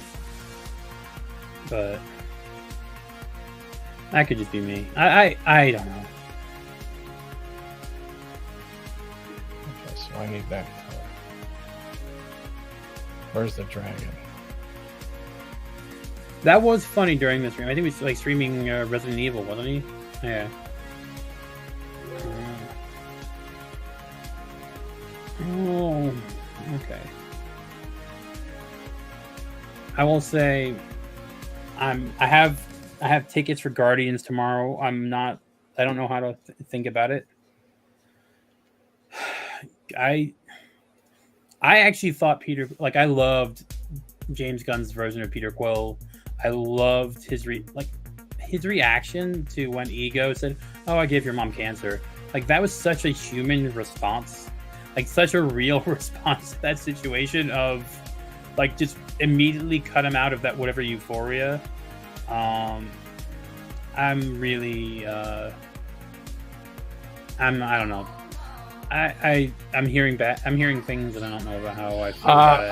I've heard some things too. There's also been a video that just came out because I had to make an emergency thumbnail. I saw. I got a notification from Pro. Oh shit! I still have it highlighted. I am so sorry that I still have the comment highlighted. My bad. I didn't want to say anything. I didn't know if you left it up for a reason. I'm sorry. Hold on. No, it's okay. That's hold on. What's he? Hold on. Look at the studio. Let's see if we got hit. Probably did. Oh, we actually went up. That's the first. We're doing okay. Oh, our same fucking troll disliked the stream because of their tiny dick. Remember what I was talking about? You have the passive aggressive ones that just never say anything in chat and just literally come to your channel to dislike something, even though they've never even watched your shit. They just do it religiously. I don't have those. I have a couple of those because I banned them from my channel because of their actions, right? So they keep coming by and they do it. I don't care about the dislikes. Dislikes are still a view. You still have to come to the channel, you watch the view. But the fact is, they never say anything in my chat. And I would love for them to say something in my chat. I would love that conversation with people who just think, oh, I don't like this. Well, I don't care if you don't like this. Well, that's why I like, I do like Twitch and stuff like that and Instagram where it lets you see everyone that's watching. I do kind of like that. I hate the lurker ones. I hate the lurker ones. They drive me nuts. Just give me a second.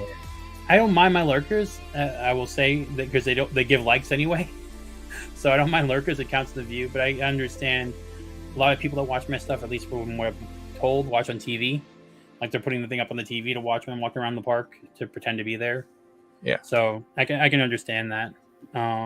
But yeah, though I had one troll one time, which was like the stream right after my birthday, which was annoying. Why is this not changing over? What the hell? I don't know. What did I do? Oh, you didn't do anything. I'm just trying to figure out why it takes forever for the stream to show up something.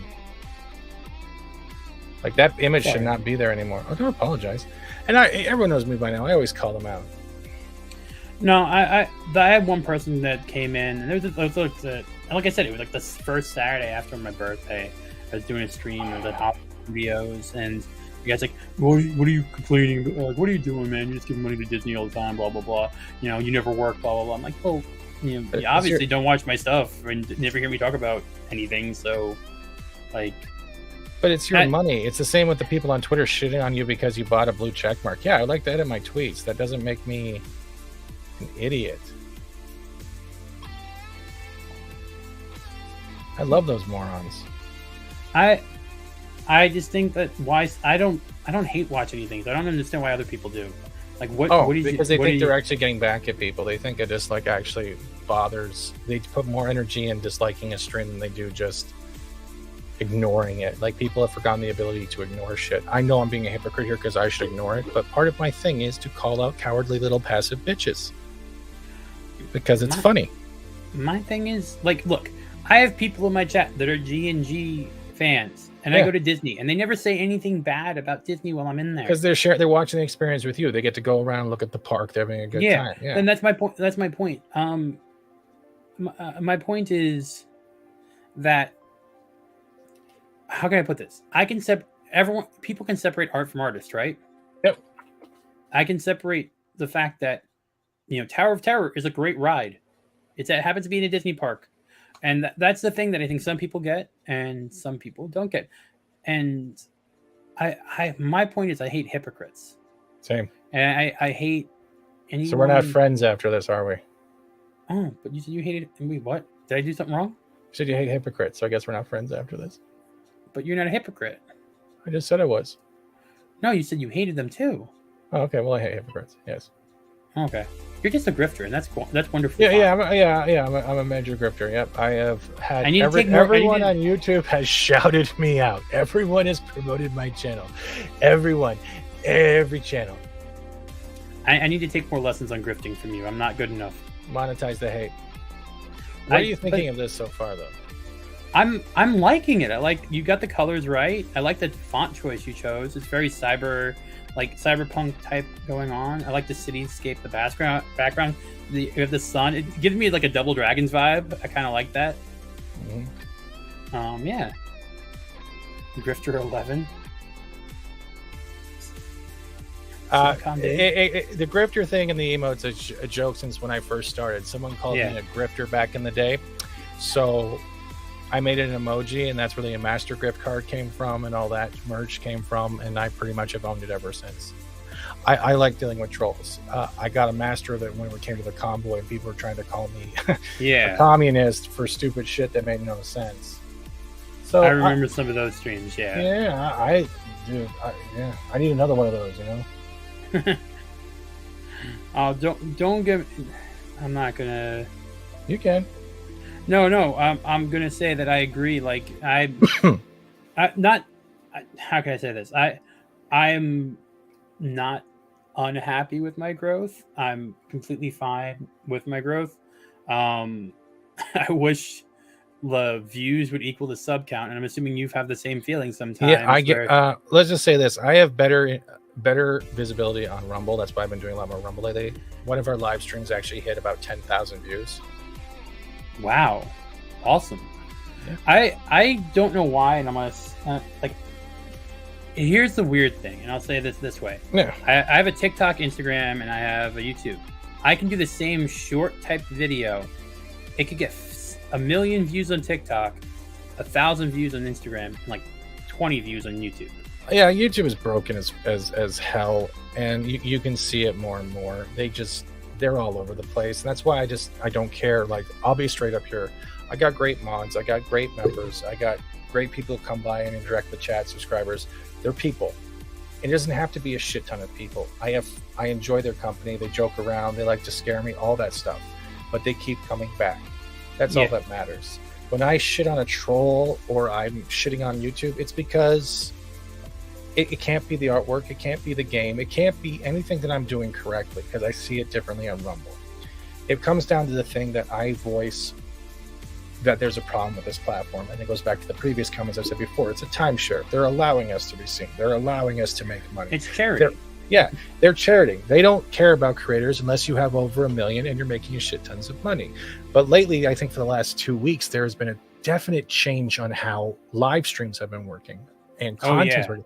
You are a shorts person. You know what I'm talking about. Like, you'll upload a short and it'll take 1, maybe even 2 days before it actually hits the feed. My shorts. So I've figured something out, and I'm guessing they're more specifying my algorithm because of success on something else. So I did a video on the BD units becoming for sale in Galaxy's Edge. That got huge views. Now, normally I was more food related stuff, and then my food videos have tanked. But I do another Star Wars thing, and I got huge views. So now I guess my algorithm, because of that huge view, is now Star Wars in Disney parks. Not necessarily what it was before, which was food in Disney parks. So now, it's like they can't make up their mind. Supposedly there's been, I forget who said this to me, but supposedly around the whole thing itself there is the algorithm itself, or the coding itself within YouTube as a platform, is so broken that it cannot be fixed internally anymore. Wow. That they just keep adjusting and adding, but it's broken as fuck. That's why Rumble is they're still new and they're adding stuff, but they're not making it so it's becoming a diarrhea mess of coding. And I think the YouTube has screwed themselves up when it came to YouTube shorts. Like Shorts really, was okay, YouTube being the highest, like, it's the biggest search engine, one of the biggest ones run by Google. Yeah. My analytics, my browse is better than my search, and I do follow the keyword things correctly. And I use Google Trends. Yeah, I even use Google Trends to look for related words, or what's the 600% search, and I custom my tags accordingly. Yeah, and it's still like nothing. Yeah, browse is what works. So my thumbnail game has gotten a little better. I get like 90% of my traffic through thumbnails. Mine doesn't even come. Mine doesn't even come from suggested videos. Yeah, I get a little bit from suggested videos, but I noticed that my suggested videos, because I go to like a burner account I have that to check on my channel and stuff like that to see how it is, and it's like a week later or something like that I'll get a suggestion for a video I did a day ago. Like, it doesn't make sense to me when those notifications come out. I mean, it's different for live streams. I noticed that live streams does a better job of letting people get notified. We've it's dropped immensely over the last. Well, that's why you end up having to use Discord and Twitter and Instagram to tell people. And I hate doing it. That's why I stopped tagging people, because I hate tagging people. And it feels like I'm overly doing the community posts. I noticed has done a good thing with that, because I always end up seeing community. No, when I'm saying, like, that's what people have been telling me, like, maybe I'm Shadowlander, been marked since the convoy, maybe. But it goes beyond that. I can copy the exact image that a popular stream or video has done. Yeah. And put it in, use the same tags, the same type of title, nothing. And then it shows that it has. And we've even done tests on the live streams. We were doing the Resident Evil demo. When it showed the Resident Evil demo live page, right? We were live right when the demo went. We didn't even show up onto their tab till like half an hour later. We didn't show up in my country. We didn't show up worldwide. Wow. Yeah. I think there's a serious issue. But now with that Bill C11 shit they're pushing, how long until YouTube doesn't want to promote and just says, okay, we just don't want to do with Canadian content? I don't know. That's a good point. Yeah. I mean, the way I see it, like, my last 2 live streams, obviously it seemed like there's a life thing for them. But like my Universal one on Monday, which was an hour and a half, is at like 204 views. Now it's kind of stopped there. It seems around 300 views, everything kind of stops for me, except for like certain things. Like next time you go live, have your studio open with the analytics of like. I don't know how I can do that in mobile. Oh yeah, that's right. You can't do that in mobile. I usually track stuff just to figure it out, right? Yeah, it's kind of hard to do on like it's kind of hard. I think one thing, like obviously economic situations is making the idea of going to a theme park less palatable, even Universal and stuff. So I do think there's a aspect of people, the revenge travels over. Yeah. Like from the pandemic and stuff. So like now people are like, all right, well the economy's terrible. We have no money. Milk, can't buy eggs. Milk, like everything's going up in cost. I can't really afford to go to Universal, Disney, or SeaWorld. Like that, I think we're getting to that point, and I think they're also at the point where they're like feeling bitter about even walking around it because they can't go there either. You know what I'm saying? Yeah, you're killing the mid affordable family because you're only pandering to the rich. So eventually, you're going to kill a whole market that could like that's what I don't understand. You pander to the rich, right? The rich goers, right? But it wasn't think always about it this way. Though. If you had packages though, like say for Galaxy's Edge or even like the Galaxy Hotel, and let's say they made a tier that was like, let's say for 3 days was $2,000, you would make a lot more money from families that could afford $2,000 over 6. So I'm gonna say this in terms of like 90s era Disney, Eisner era and stuff like that. The Vacation Club was for middle America. That was for the middle income family. It was $10,000 when my parents bought it, which was a decent price, but like a high cost, right? It was about a car, right? That was the price of it at that time in like 92. And then the dues were about $1,500 a year. But that $1,500 they were spending got them the equivalent in cash of a $5,000 trip for a week. No shit.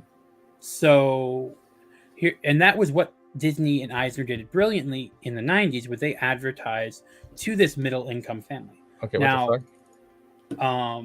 Their contract's good until 2042. They're still using it. I bought a contract when I graduated high school, and that was a resale contract that I could afford at $8,000 from a lady who got like widowed or widower or whatever it was. But I got a cheap resale contract before the restrictions got put in. But my point is, there was an option where like you paid a little bit more up front, but then for 30 to 40 to 50 years, you were paying pittance in comparison to everyone else for traveling there. Now, it's still the same thing now. It's still a price of a car, right? So instead of being $10,000, it's now 30 or 40. But it's still the price of a car. Yeah. It's being a dick and a half. What happened? I'm confused. No, it's not updating at the same time. Hey, Bella. Okay. Hello. This needs to cater to both with Club 33. Yeah. Yes, Club 33 was a 10. At least, I have not been in it before. I will not lie. I have thought about, because it's about $35,000 here in Disney World, and then like a couple grand a year after that. But you get 10 annual passes, so you actually are just paying for the annual passes at that point in time. And I've thought about it, like seeing if I could get 10 people, be like, all right, well, if we split this, we're paying the same price, and it's like, you know, you're paying the same price in the annual pass, but we also get a private place to go in and our own entrance and unlimited lighting lane and Genie Plus and all that. Like, so I'm trying to convince people, like, hey, we can like work this together as a company and get into this for a much cheaper price. Feels like they've lost their way. Well, they have lost their way, but it's also, I'm going to say this, and this is something that a lot of Disney content creators have been saying before everything recent with Disney. Disney has been raising prices to get people not to come because the parks are too crowded, and they keep trying to raise the prices to get the parks being empty, and it's not happening. Yeah, I didn't know that. And that's the thing. They are trying to use price to deter. Now they're using the park reservation system too. Still, now I would say I was at Hollywood Studios yesterday, and it was empty. This is a bastion if you want to come to the theme parks, both Universal and Disney and SeaWorld. It is dead the first week of May. So if you want to travel, thumbs up to come at this time frame. It is so empty. Like I said, I waited 15 minutes for Rise of the Resistance yesterday. That's unheard of. That's at least 90-minute wait normally. Jesus Christ. So I'm just saying, like, a tip from a theme park person, come the first week of May. You can also be here for May the 4th then. But probably the only day that the park is crowded. And if it isn't, then I have a great video story. Damn. What? No, just what you're saying. But I don't know. And I will say this also, Universal is also very expensive. So as much as its theme parks in general are expensive, if you stay at the Hard Rock, it's like $1,000 a night. If you stay at Portofino Bay, it's like $800 a night. It's to sell the same hotel prices as like a deluxe at Disney that are $800 or $1,000 a night too. So I'm just saying, like, just to be a non-hypocrite, theme parks are expensive in general. I'm not going to say one's more expensive than the other. They're both very expensive. Food costs are pretty much the same. They're expensive inside the parks. Merchandise costs pretty much the same. They're expensive inside the parks. Harry Potter shirts are $45 sometimes. Star Wars shirts are $45. It's a t-shirt. You can go to Walmart and get one for $15. I'm just going to say. But I was this close to buying a Boba Fett jetpack the other day. I would have done it. I can get it whenever. It's not like it's sold out. It's only like $40, and I get a discount on it. Do you actually get to fly though? No, but it shoots the rocket.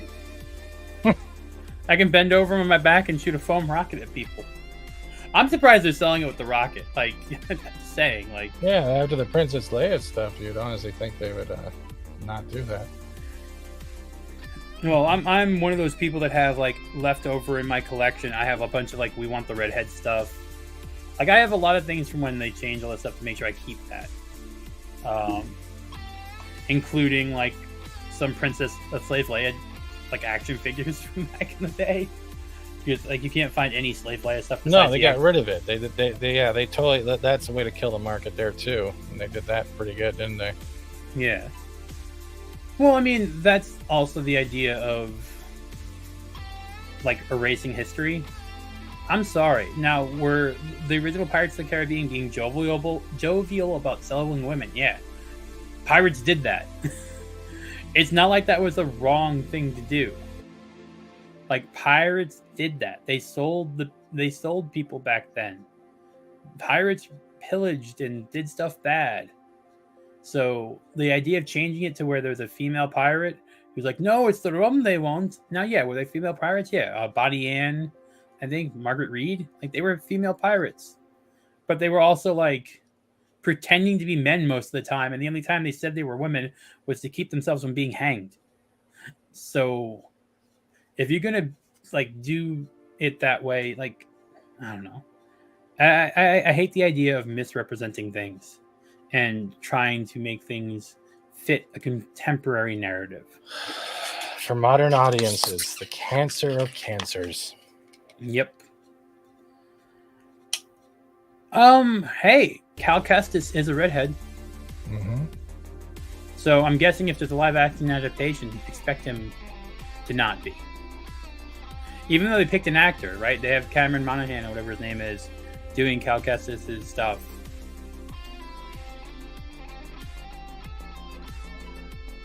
Yes, tripping orc. Remember, pillage first, then burn. That's how it works. But yeah, I mean, no, even Disney didn't even get the optics when they changed Jungle Cruise. So they took Jungle Cruise where they had natives, right? They had natives in the thing, And they're like, oh, the natives are insensitive, so we're just going to change the diversity person into a monkey because that's less. They didn't think about the like allegory or symbolism there of taking all of the tribal people that were there and making them into monkeys. Dumbasses. I think that actually, Arwen, I think he'll be played by Michael B. Jordan. Oh my god. Yes, Kyle Kestis, played by Michael B. Jordan. I just think they have to start realizing a detraction. I don't think they will.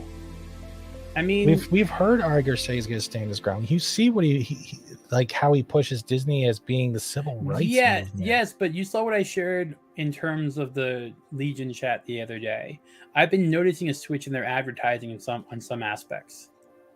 And that's the thing. Like if they were really inside of this, DEI or whatever it is stuff, they'd be having like, other people in advertising their clothing. But they don't. So obviously this is more about a virtue thing than about their actual feelings. It's about politics. Things. It's about politics and it's about pandering. Mm-hmm. They don't. Oh god.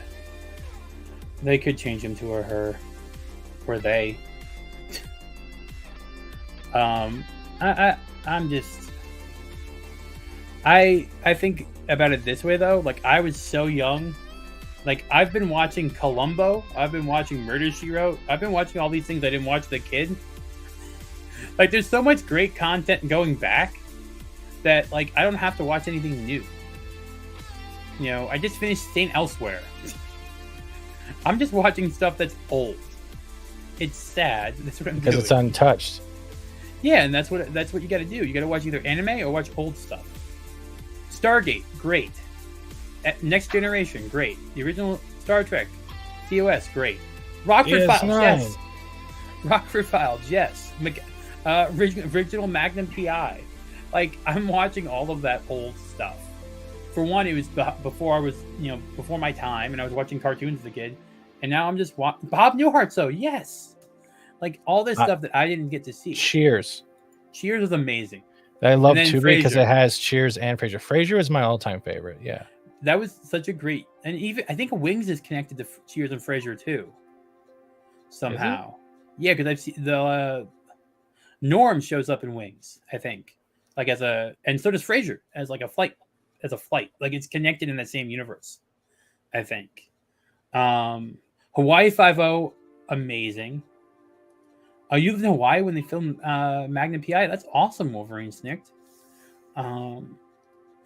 MacGyver is great. I like the original MacGyver, Dean Richard Anderson. Awesome show. But that's the thing. There's so much, like, no one thinks about how much longer shows were back then and stuff like that. Like, and you can take the same thing with like Doctor Who. Watch old Doctor Who. Watch Top Gear. If you've not seen Top Gear, watch Top Gear. You can not be a while to watch Top Gear. When I finally did, I was like, how did I miss this? But you don't even need to be a car person. No, it's just stupid fun. That trio is like comedy gold. And like I was watching Top Gear for so long before people were back, like before Hammond showed up, before the redone of Top Gear, like early, like Clarkson's hair was poofed up and like a Jerry curl thing. Like I remember watching back then, not for the cars. I like cars, but it was just how irreverent they were. I always think that is the idea of how entertainment should be. You should be able to watch something and not know anything about it and enjoy it. You could watch Top Gear, not know a lick about cars, and enjoy it the entire time. And that's what I like. That's what I aspire to be like at some point. You could not care about theme parks, but you like watching my stuff. That's what I hope to be. That is my like ideal. I need to find my own Hammond and May.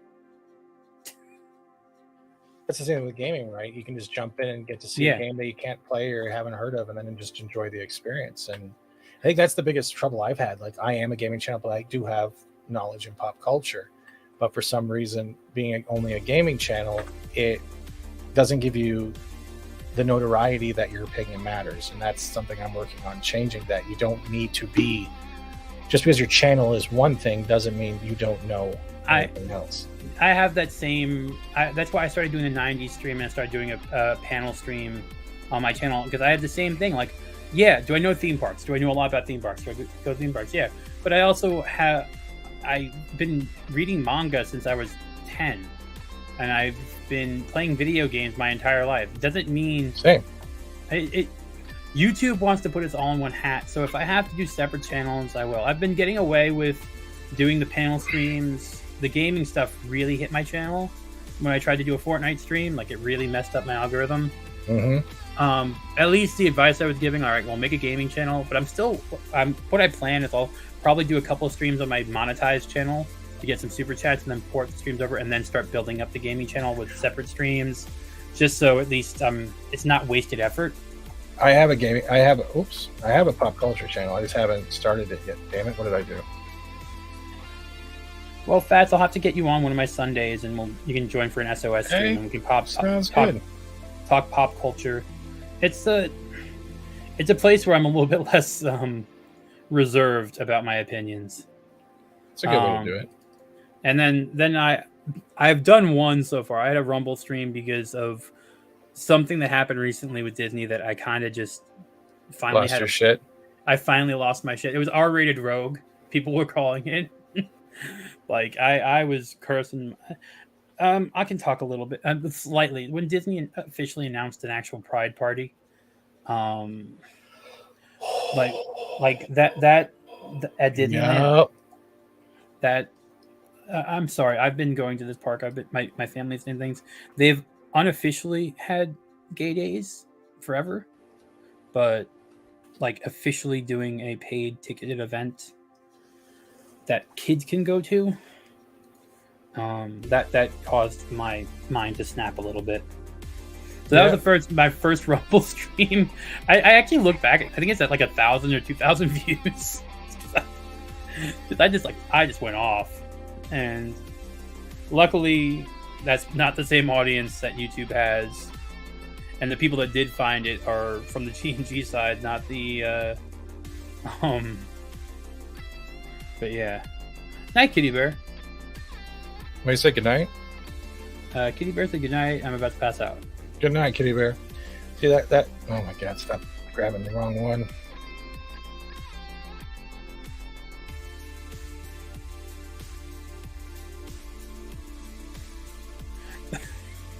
I mean, I don't know. Everything's too crazy right now. Disney should be about Disney. Disney should be about innocence. That's what Disney should be about. It should be about the magical world it once was. Yeah, but it should, like, you should be able to go to Disney and not have to worry, or you should be able to put on Disney content and not have to worry about what your kids see. And that's what you have to do now. And like, I have been through bad times in Disney parks before. 2008 was a bad time when the economy was slow. The gas crisis was bad for Disney. This could not. It's going to take 2 generations for there to be enough bad blood. I think that it'll at least take 10 to 15 years for Disney to be truly affected. They're making way too much money now, and the movies don't really matter to them money wise. That's that's like a third income besides real estate and theme parks. So I don't know. It's going to take a while. The people that think like, oh, Disney's going to burn and stuff like that, like, you don't understand the scale of Disney. You don't understand how much they own. You don't understand the people investing in them. The people that see that, a lot of people that say this stuff in chat and stuff like that don't understand the immenseness behind this company and how much. Do. Oh, I know you do. I'm not saying you don't. I'm just saying there are people, and I see them in the G&G streams and stuff like that, like, oh, Disney's going to burn, Disney's going to go down, Disney's going to go broke. It's like, it's going to take a long time for Disney to go broke. And here's the other thing. I don't want it to. I want it to change back, because this is an American company that was, like, that says such a, for a while, like, you think about when Walt Disney passed, like, that was one of those poignant deaths in American history. Yeah. Like, if you think about that, he created a character icon that's still popular. Now, Mario's very popular, but I think it's a very close thing, because as much as gaming in Mario is known, I think like you can go to like in the middle of the desert and show someone Mickey Mouse and they'll probably know it. That's not totally true, actually. That's the sad part. You think they'll know Mario more? Yeah. It's actually, I think, coming around. More people know Mario, depending on the region as well, than they do anything else. I will have to see. I'm guessing maybe now with the Switch and stuff like that. And I know for a long time Disney was the most recognizable icon, and I think like Roy McDonald or the McDonald clown was very high up there before too. But I haven't.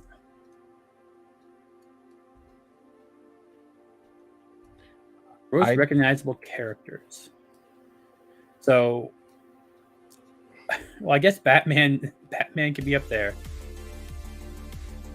I don't know. I don't know how much I trust this list, because they're putting Hermione up there, and I'm like, nah, Hermione can't be. Oh. The live action Cinderella was good. That was before things started to go bad, and they kept the original story arc. I think that's why it worked. Arwen. I don't watch live action remakes. I didn't watch Lion King. I didn't watch Jungle Book. Same. Didn't watch it. Didn't watch Beauty and the Beast. Even though I did like one of the songs they added, because they gave Beast an extra song that I thought was good. Won't watch the live action Moana. Won't watch the live action Lilo and Stitch, because I saw that was the true character design leaked for Lilo and Stitch. It was terrible for Stitch, because that was the real one. But Kenneth Branagh is a good director. I'll give him that. Yeah, I actually liked his Thor the best. The first Thor, I think, was the best Thor film they had in terms of tone.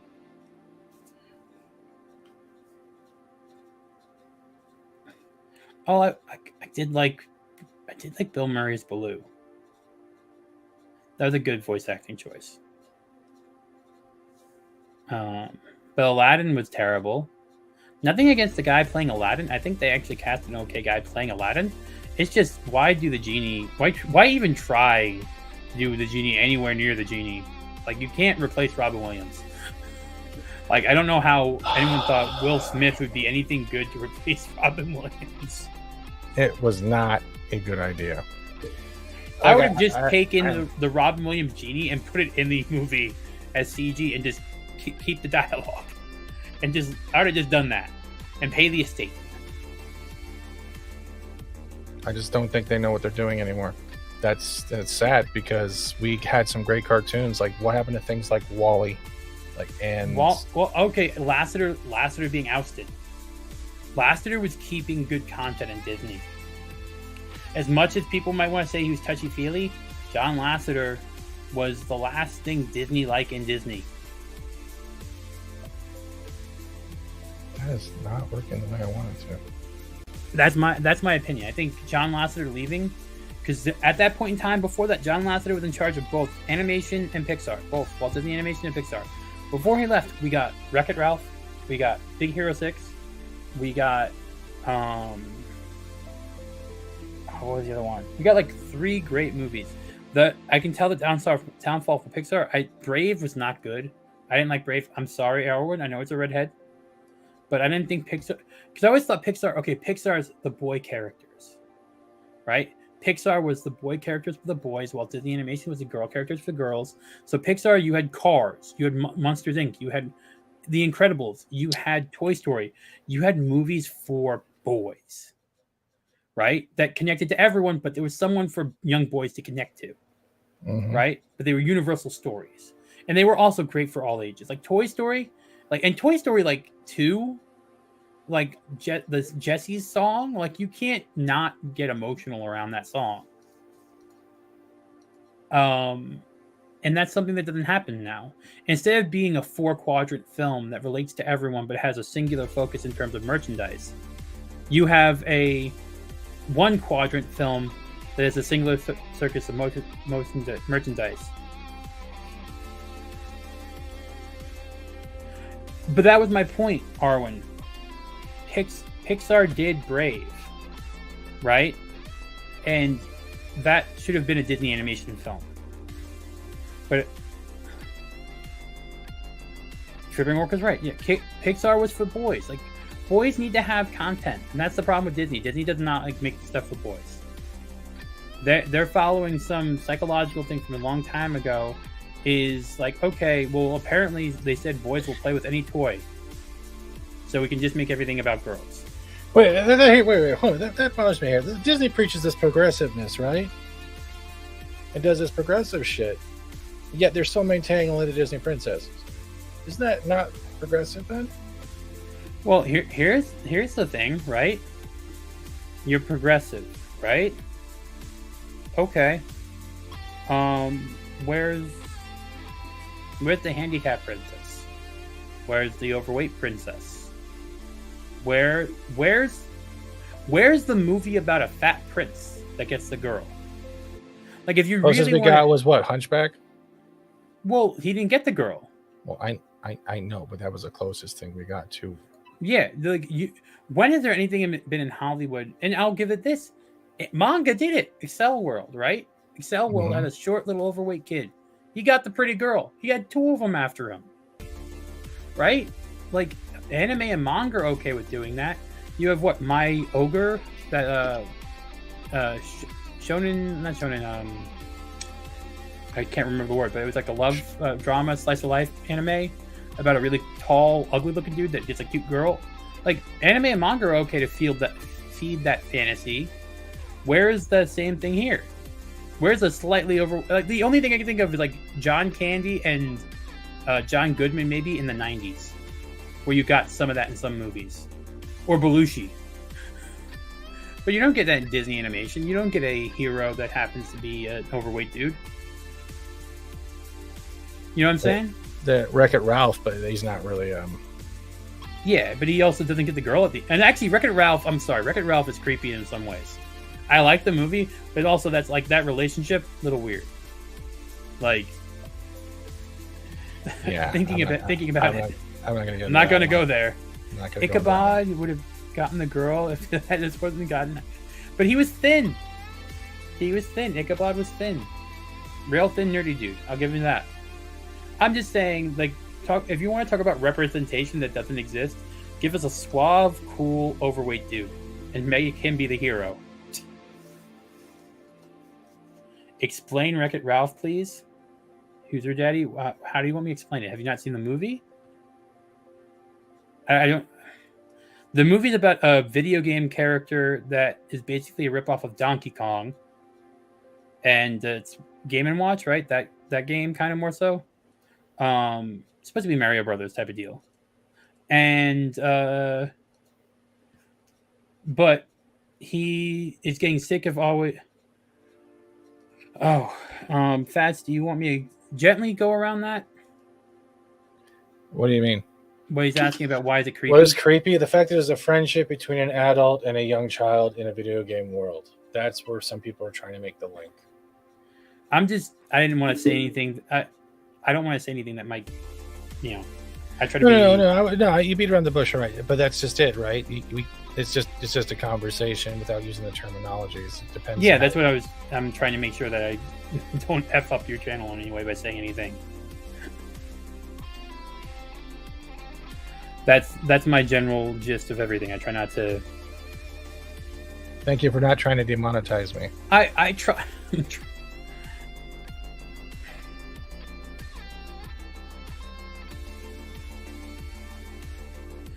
I'm just telling you that some people will say it that way, but then they're also okay with what's going on currently in schools. So there's a really weird disconnect there. I would say that Wreck-It Ralph will we'll never get a live action version because I think in live action it would be odd. And also, it's a video, like, that'd be an odd video game thing. I will say I wasn't that disappointed in the Gran Turismo trailer. I haven't seen it. It wasn't that bad.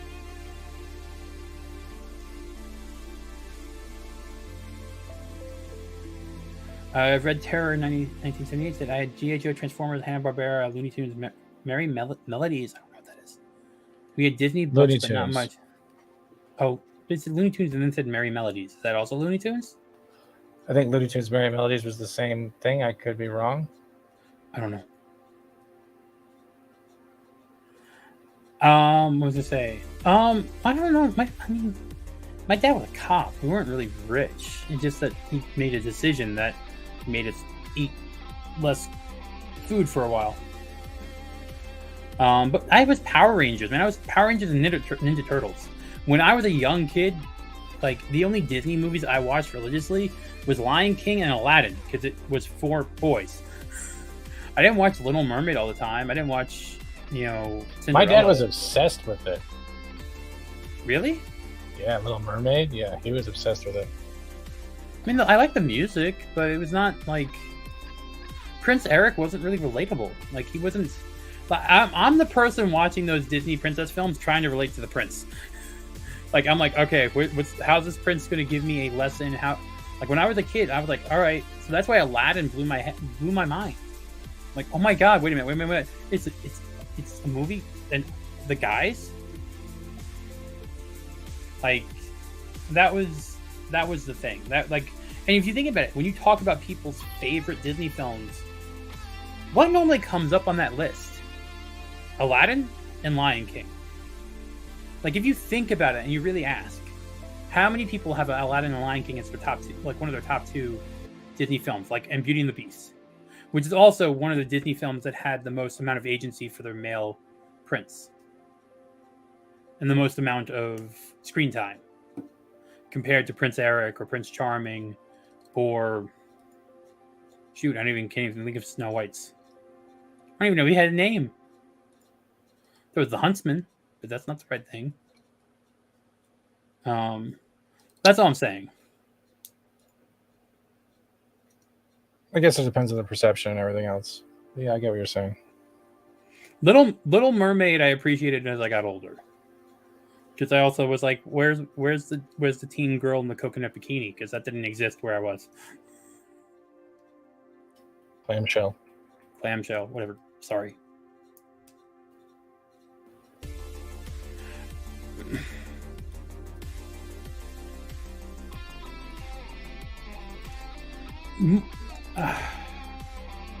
Moana, I'm gonna say this right now. Moana, I watched 5 minutes. I gave up. I watched it on Disney Plus one time. I didn't. Aristocrats is great though. Everybody wants to be a cat. The cat's the only cat that knows the word of that. Or was it Thomas O'Malley, the alley cat? Like, yeah. Bambi and Snow White. Bambi's a good one. Again, rare one where it's a male. And Thumper. Who doesn't love Thumper? Snow White, you got the dwarves in there.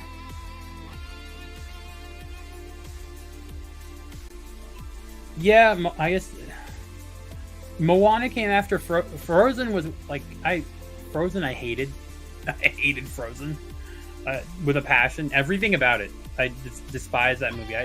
I only have went on the Frozen ride once. Rescue Rangers. There you go.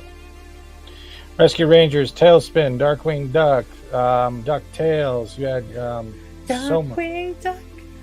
Let's get dangerous. Yeah. Those are so awesome. Oh, Arwen. Arwen's more pixie duster than I am. Encanto? Jesus. Coco's better than Encanto. I'm going to tell you that right now. You're going to start a rumble in my shit. I'm not meaning to, but it's just that I think Encanto had, like, I think of it about, like, where if I had kids right now, if I had boys right now, if I had kids right now, I would not want my kids to watch Encanto. I'd want to have something that has like, what's the male role model in that? Bruno? Like, where I don't know. I've never seen Encanto. I wouldn't know.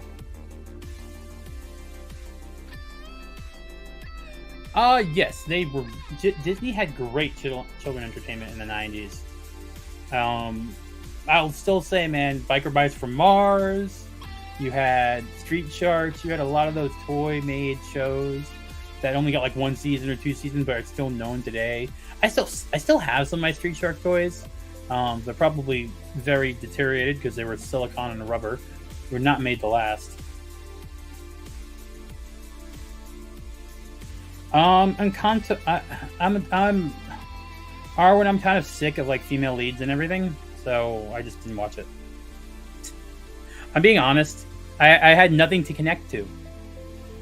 What am I? I had nothing to connect to. And the music, I heard it over and over and over again.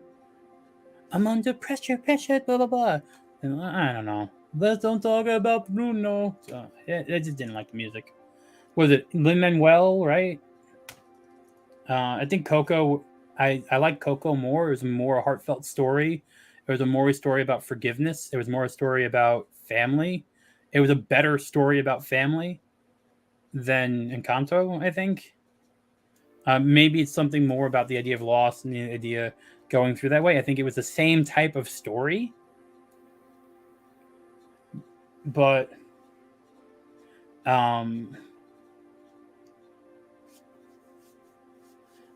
yeah, it's just a thing. That's where I think Pixar and Disney were better when they were two separate things, and you were getting them TikTok. You know, you had a princess film with Disney and some type of anthropomorphic thing from Pixar. But I cried in Coco, and Encanto I could barely watch. It was too modern.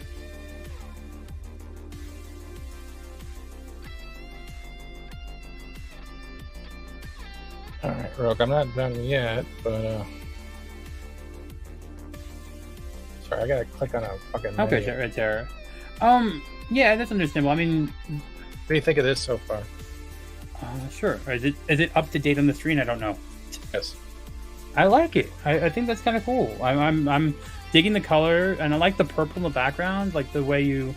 I think it makes the foreground definitely stand out. I like it. Let me zoom in quickly. Let's see if it still lets you zoom in. Oh god, I still gotta do it.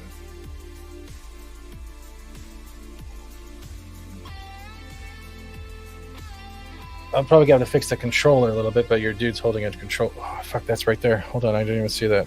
Do. No, wrong one. Is it this one? No. Is it this one? No. Okay, hold on. I gotta unlink layers.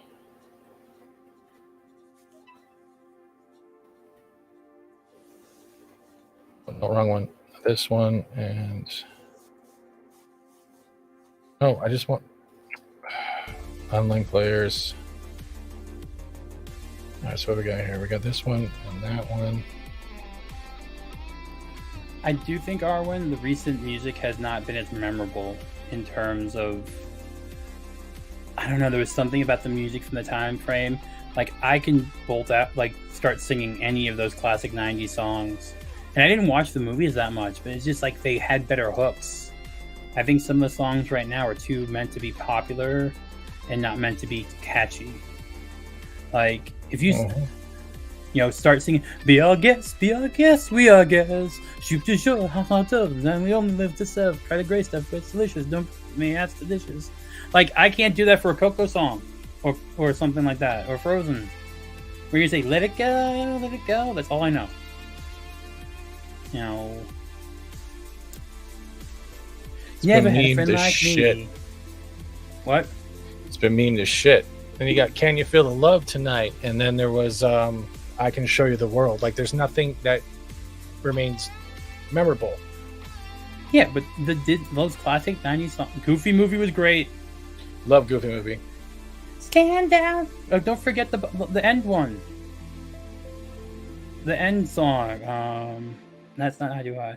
We put the world in motion, reaching out for each other's eyes. I can't sing, but I'll take your word for it.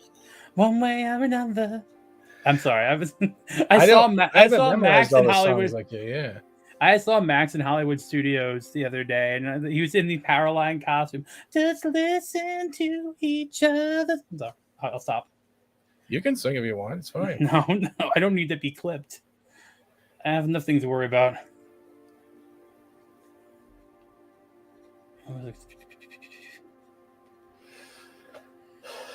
It's kind of weird that I wonder if we get phased out because we get barraged with all the stupidity going on with these corporations, or are we actually like keeping ourselves kind of situated where we don't lose ourselves within just shitting on everything, even though we think we're not shitting on everything. I think the fine line between the criticism and the hate is sometimes getting convoluted, if that makes sense. Well, I mean, so here's the thing. Me and Arwen just had a slight disagreement on things. No one's feelings were hurt. We both saw each other's sides. That's how things are supposed to be. Mm-hmm. Like, you're supposed to have civil conversations. And I get where she's coming from. I just personally have my reasons that Encanto is not as good in some ways. Is the animation great? Yeah, there's nothing wrong with the animation. Are the songs catchy? Not the same level as other ones were. Yep. And honestly, I don't remember Coco songs.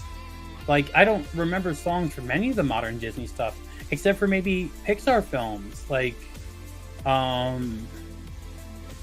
was it? Randy Newman's like stuff. And then, you got a friend in me. Oh God, Toy Story. Yeah, and they mocked the crap. But it's also because I think we remember that also is because it gets mocked within stuff like Family Guy, so it brings it back. Well, yes, it was a discussion. I don't think it's a disagreement. It was a discussion. You're right, Harwin. She's not throwing controllers at you. You're safe. Yeah.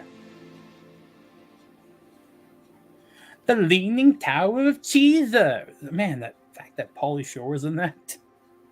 Oh, they're so stupid shit sometimes. I'm sorry. The Goofy movie is an underrated gem classic. Like, I think that people, like, if you have not, honestly, that would be the first Disney movie I'd have someone watch. Watch the Goofy movie. First of all, great father and son film about connecting, about awkward ages, like. Also, I love road trip films because we would always drive down to Disney from New York, so it'd be a 2-day drive. That's a trek.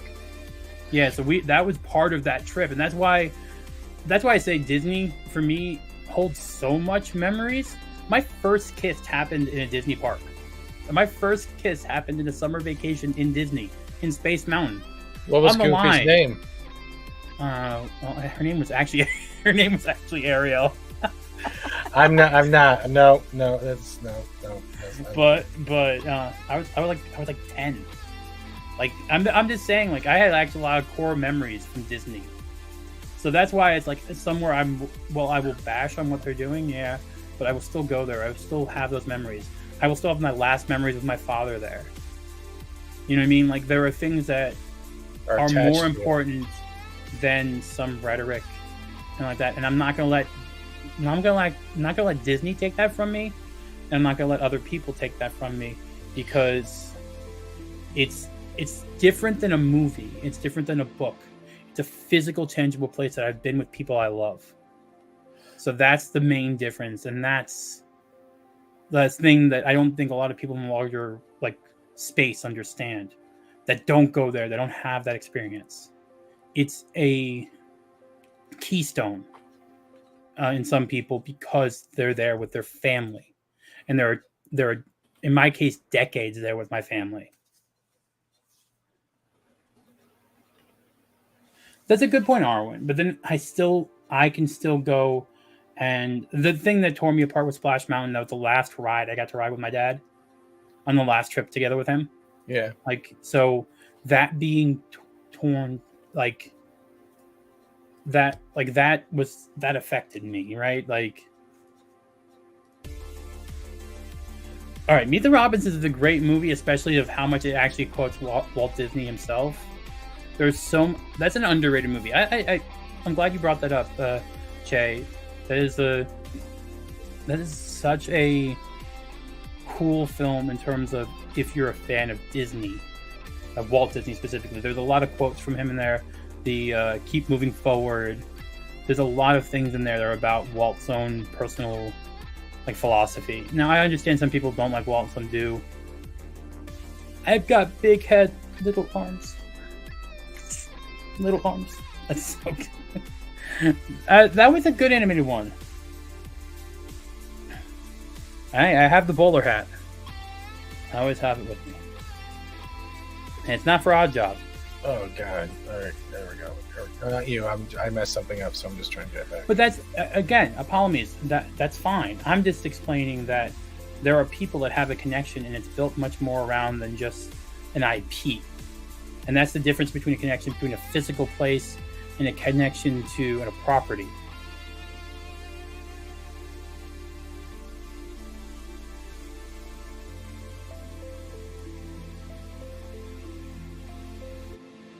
I don't get that reference, Arwen.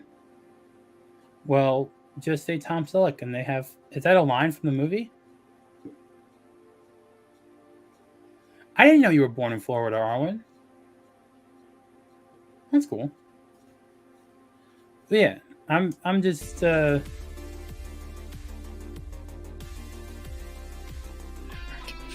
code. I'm sorry, what happened? No, I'm looking for a graphic and I can't find it in transparent form, so I'm like, just give me the code. Okay, cool. I have to figure out, I guess I've had a quarter of my life here if I count the number of times I've been here on top of living here now. 4 times a year for 10 years, then 2 times a year for 5, and 1 time a year for 5, then once a year for another. Yeah, I don't know. Okay, I know where that is. They have some great food there now. It's a little far from me, but they have some great food. I get Instagram ads for the food all the time. Okay, if you're a content creator that has Instagram, you need to have a private Instagram so it's normal, and an Instagram that's for your content. Because right now my Instagram account is all weird 20-year-old Disney college program people and food. I get restaurant things and it's I don't even see my friends' Instagrams anymore or Instagram from other content creators I know. I just get college program girls and food. I don't know why. But I'll get restaurants for tacos and donuts, and I'm like, I'm on a diet. I don't want to that taco looks really good though. But I'm on a diet. You can't show me a keto restaurant. No, it's here's this place covered deep fried panko breadcrumb briera taco. $4.99. $4.99. But I'm on a diet. Doing dieting in Disney sucks, by the way. And same with Universal. Both of them suck. Because there's food everywhere. Yes, tacos. There's a guy near where I live, I'm not going to say where, that does a delivery thing. He makes tacos, and he brings them on bike, and he has a burner on the back of this thing. He makes the taco in your driveway, gives you the taco and leaves. I love it. Shit. I love it. The guy makes it fresh tacos. It's a little bicycle with a cooker in the back, and he parks in your driveway. He makes the tacos. You ask how many he wants, and he leaves. I love that. The freshest taco you can get is one delivered straight to your door, made right there. Sorry, that was that's the cool. No, that's awesome. I'm not gonna say anything about that because I don't want to give out where I live. But it's such a cool thing. And I got him to start doing lettuce wraps so I can get some keto tacos. He doesn't like it, but he'll do it. You're sanctifying my shit, bro. I'm sorry. No, I mean the taco dude. Exactly. Oh, okay, so I'm on a canal. I live on a canal, I can say that. And they do have there's a person it's a tiki boat that comes around, and he does cocktails and he does well, he does cocktails pretty much and pretzels. He comes around and he'll actually like a floating bar that comes around the people's docks. I love it. You have no idea how awesome that is. Like he just comes floating like an ice cream man on a boat in a full bar. It's like, well, do you want a gin and tonic or a white Russian? Well, all right, I'll walk down and grab a drink and go back to my pool. I don't know. I love it. I love the ingenuity. Some guy in his like 70s, some retiree. It's like, you know how I'm gonna make money? I'm gonna float around on a boat I already have and sell people alcohol slightly overpriced. Hi, Atlantean. It works, too. Atlantean. Hey, Atlantean.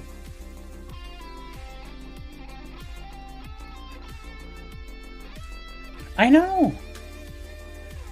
Cosplay women, video games, hobby tools, military stuff. You have way too many things on there, Jay, man. Narrow it down. That's like 30 things.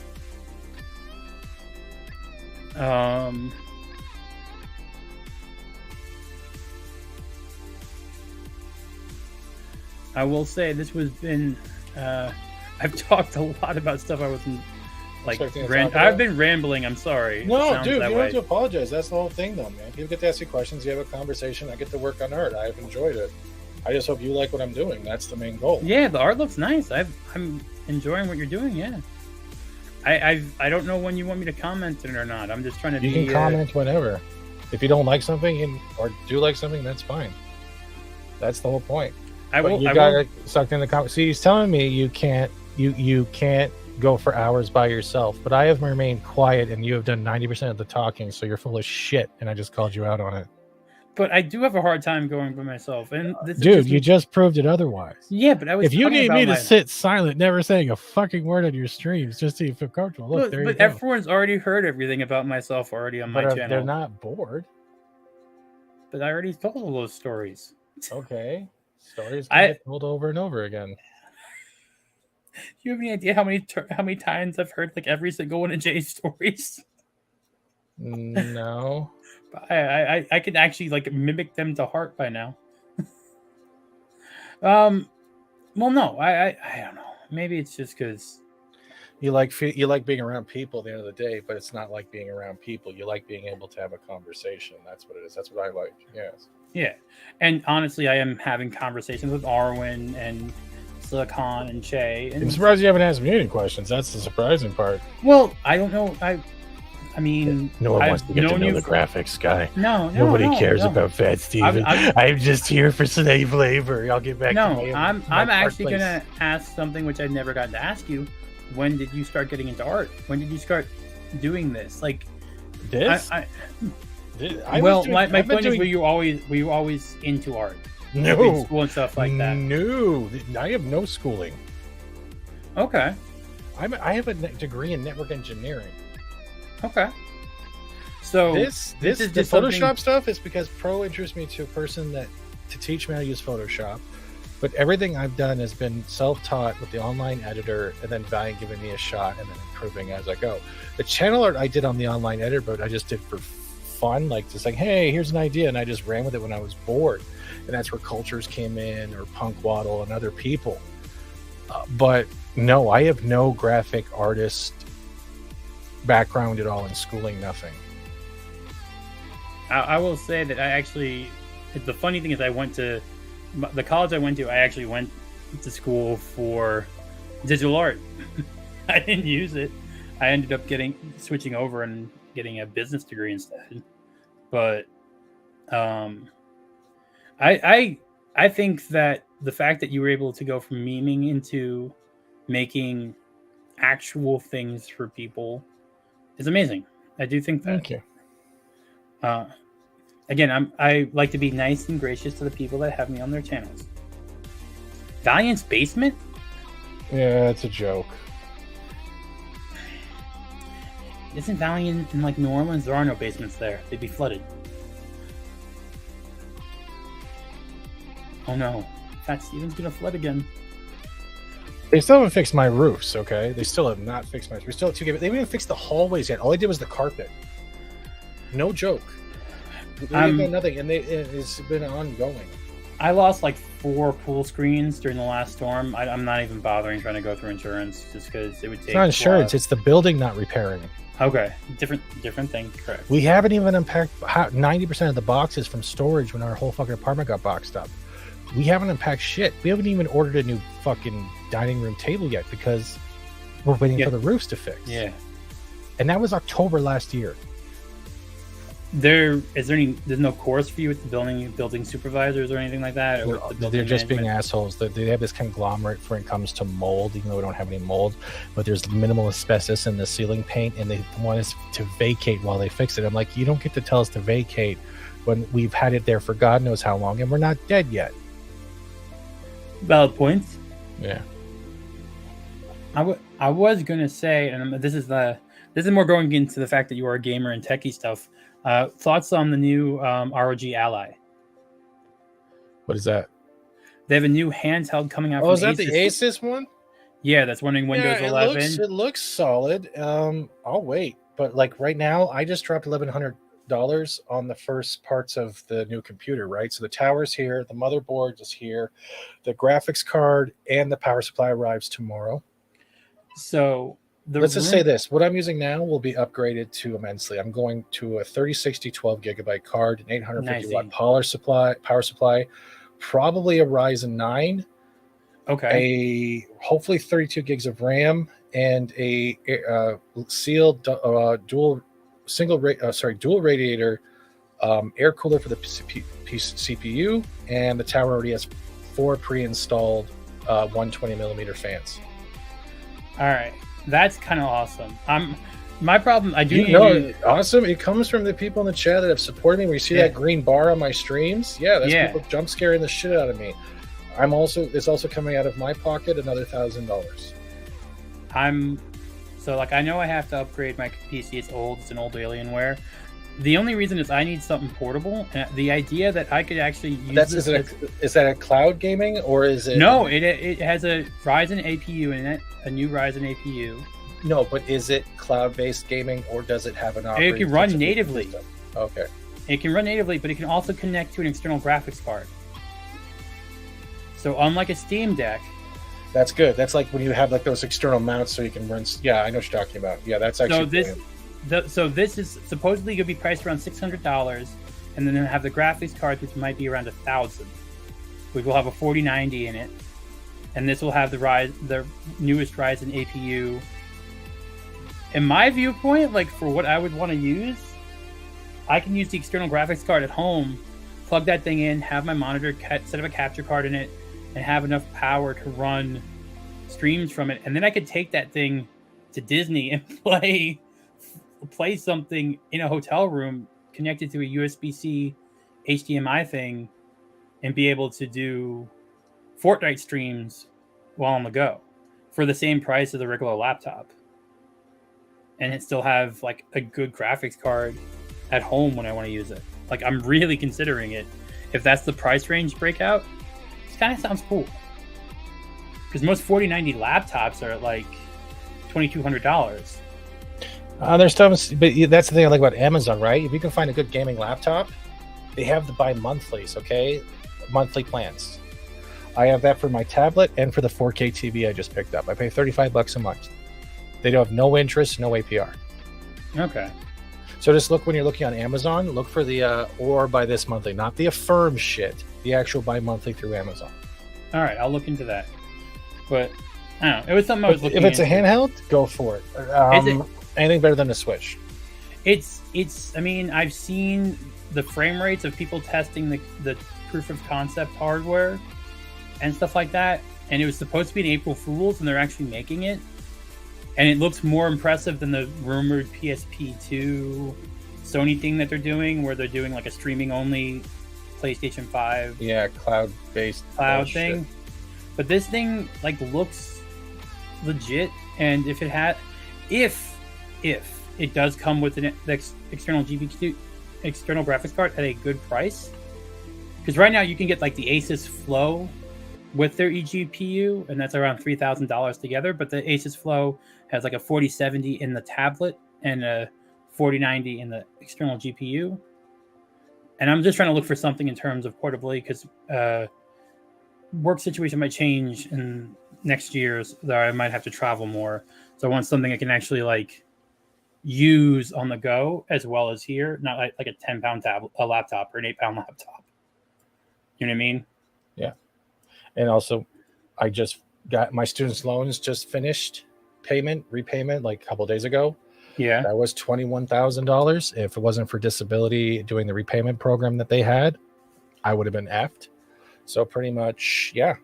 Like disability up here, I'll tell you, is like $12.86 a month. They just changed things to help with what do you call it? What is it when everything costs more? Inflation? Cost of living increase. Living, right? So rather than increase the amount, they allowed people who work on disability to now make $1,000. Before it was $200, and every $100 after that, they would take $50 off your disability check. That's terrible. Yeah. So, and housing around here is bullshit. So, I had to pay rent, make sure I had some stuff for my bills, groceries. What I always do now is I pay rent, and then I throw $70 on my phone bill. And right now, my phone company has been like, we owe you money. I'm like, no. If I keep making sure it's in the negative of me having to pay, I don't have to worry if I skip a day, but I skip a month by accident. So it's always, I'm overpaying for that. The other money I set aside for vape, and everything else goes into two tax-free savings. And it's not a lot, it's just $10 a month, but it's put away in case of emergencies. The computer and everything else, the people, like my chat, subscribers, members, friends, however you want to call them, people that support this channel, they have helped with this computer. That and also the pay from what I do work for. But this is the upgrade I've been, yeah.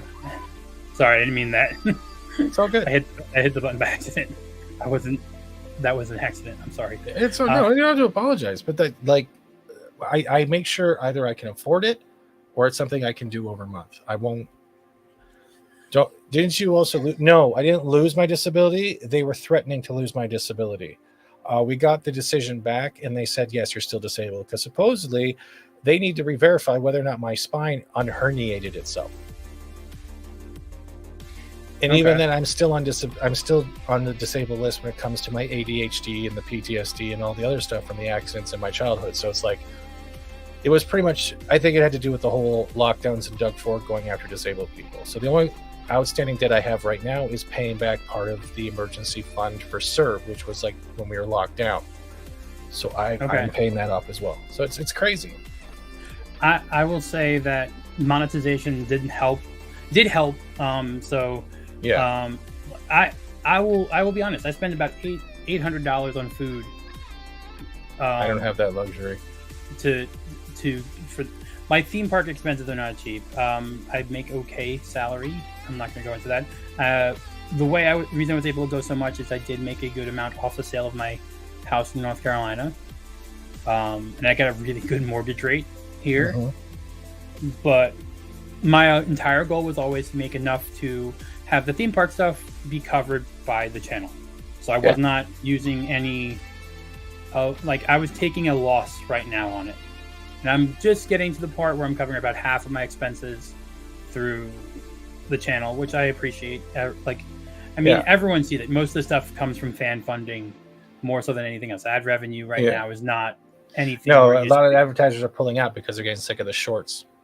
Yeah, so I mean, I appreciate like the members and all that stuff is what's keeping people going. And my teacher said to me, you sure picked a hell of a career move. Okay, I guess. See, for me, if it wasn't for people, like I don't like asking for money. I don't. I make it a reason. I try to make it beneficial. I don't like. It falls on the compliment thing. I never see myself worthy of what people give me. And I get yelled at a lot because of it, because I should and just say thank you. But it's just the whole thing of I'd rather work hard and see the return of my work, which is definitely paying off in certain aspects. But I don't want to feel like a DSP. Yeah. And or that's come across as one. I want to make sure that anyone that ever donates to me, I hope they're getting value or entertainment from what I'm saying. I don't want it to be like you think it's a charity or something like that. It's Yeah. I try to make the member stuff. Like I do member streams twice a month. I want to do more for members. Same, but all I know is they like playing Fortnite, and I get to watch them have a good time with other channel members. The only other problem,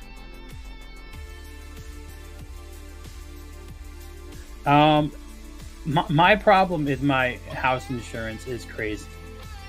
So Florida house insurance is terrible. I'm paying about 10 grand for house insurance. I should be paying less than that. I've been having to. The amount I've put in to try to make it so I could pay less on things is very daunting. And I was not expecting that because when I researched the area I was living, the insurance rates for the past 8 years were around what I was paying in North Carolina. So it was fine. Like I calculated out to everything would be fine. But then first year I moved in, same as my North Carolina rate, to about $2,000. Then it went up to $5,000. Then it went up to $10,000. With me doing improvements on my house, putting hurricane windows in, reinforcing my garage door and everything, it is just like, it was just like disheartening because I'm like, all right, well, I calculated out for a certain level of like income or a certain level of expenditures, and it just isn't that anymore. And like, Biden's America is not helping that. Nope. Like none of this is helping that. So that's why I'm saying you have to appreciate how much. I don't think anyone in the chat appreciates how much like $1 super chat even helps. Yeah, it does help, but at the same time, I don't want it to be why I do it. Right? It's the money is so fickle, and I don't know. Like I lost it from the stuff that was damaged in the flood. I lost about, with the collectibles and some shit, almost $1,000 worth of stuff. Didn't make a big fuss about it. People helped out during the flood, and that went to our food because we couldn't cook. We couldn't run the oven. Everything was fucked. And the worst part of it was trying to keep my dad under control, because my dad started drinking a little bit more, and I have to be cautious of how he drinks. And he would constantly be angry all the time. It was months of anger, freaking on the people who were hired by the building to come in, all this stuff. And it was getting to the point where we had a blow up. And I'm like, look, you need to calm the fuck down. He's like, well, you're always in your room because I can't handle every time I come out, you're always fucking angry and snapping about something. And then it turned into a conversation where he thought I wasn't happy living there. And I told him it has nothing to do with that. It has to do with the fact that I don't want to deal with anger anymore. I have enough shit going on. I have been here on YouTube for 3 years, and I have dealt with a lot of crap. A lot from crap in this community over fucking little bitch ass males who can't get over their own entitled egos to just back the fuck off, leave me and my channel alone, and stop trying to fuck things over for me. But I don't say anything or make it vocal. I don't name them. Well, one person I didn't name because she fucking deserved it, but and the other one. But I've had enough of it, and it got to the point by the end of 2023 that I had to cut off some bridges with certain people because they wouldn't stop. They kept making me the villain, and that's fine. But then when it was happening online, and it was happening at home, like these guys were even doing it when my dad was in the hospital and I couldn't do anything about it. He was trapped in the hospital. We couldn't leave the house. We couldn't visit. Nothing. When it got to that blow up from the flood, we pretty much had a serious conversation, and it just came down like this: like, look, you're always angry. I don't want to be around that. It's fucking up my sleep. You need to stop drinking so much. It's not helping with the. It was nonstop. When I say I'm taking care of my dad, it's not just making sure the apartment is clean. It's making sure he's still fucking breathing when I go to sleep at night. It's making sure that the house will run, that he's not overdoing his pot brownies to sleep. He's not overdoing his liquor levels. And then I'm dealing with that because I don't talk about it. I don't talk about it all the time. Because I don't want charity. I don't want people's sympathy for it. Yeah, understanding is great. I try to separate the two. But when people online are doing the same shit, but they're just trying to fucking pick at me as a person, but they can't say it to my face, but they have no problem doing it to everywhere around me, so I'm literally secularly closed off, I just started worrying about myself. And as a content creator, if you want to look at it that way, that is the serious shit. Sometimes some things people have to deal with, and I deal with this all by my own. I have 2 other brothers that don't lift a fucking finger. I do this. I bust my ass. When I say I bust my ass making sure I get the right artwork for the people who need it for their videos. I make sure I bust my ass that this house doesn't have broken glass, that my dad is sleeping and he's still breathing pretty much. And I'm making sure I don't lose my fucking sanity and one day just snap and go, here's all the bullshit. Because I've reached that point a few times. I would love to burn the fucking Mordor down to the ground of fucking assholes in this community, and I hold my tongue. And it's not because I'm too busy. It's not because I don't care or because I think I deserve vengeance. It's because I don't give a fuck. And Rogue, you'll reach the point where you don't give a fuck and you're just going to focus on your house, what makes you happy, G&G, theme parks, your animals, your pet, whatever it is. Everything else is just target practice. That's my I will say that I'm a man of like incredible patience. I've had some personal things I don't like to talk about. If you've been to my channel and you watched my Saturday stream last week, you would understand. Not this last, I guess 2 weeks ago, there was some stuff, and yeah, it was not fun. I believe in being honest with my people, the people I watch, the people I consider friends. Be seeing them in the chat now and stuff like that. I consider people friends after a while, and here's the thing, and this is the thing that I really hate and despise. Yeah, is I give people a great benefit of the doubt. Same. I used to as much. And I'm now realize I hate that other people are going to make it, so I treat people that probably should treat better. I'm going to treat them worse because I'm getting too many bridges burnt. Because I think people have the same intentions as I do normally, and that's not the case. Yeah, and I learned that a not fun way. And so just be careful who you let in, who you like. I don't know. You eventually, it's like street smart, street sense. You eventually develop a sense for what is a bully, what is a person who's not being genuine, and etc. Yeah. The problem is with the perception of how people read and listen to you, whether or not they actually are listening to you, or they're automatically just putting you in a category, which we're always dealing with. But yeah. Do I get it? You don't like having defensive mechanisms. You don't like having to be the bigger person, and that's the key thing there. The bigger person mentality is fantastic. The problem is also, how much does a bigger person and the line of your own self-respect get crossed before you've had enough? And it doesn't have to be a vile way to do it, but it has to be enough to, it gets to a point where you don't put up with anyone's shit no more. And that's a hard thing, man, because it's a scary reality, because it makes you feel like a bad person. It makes you feel like the bad guy. It feels like, what else have I not tried that I didn't fail these people?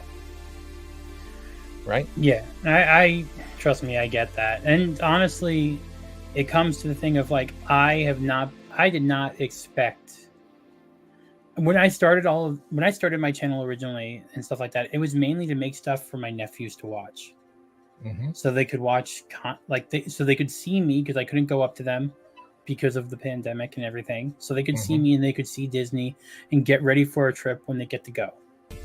That was why I originally started doing the stuff.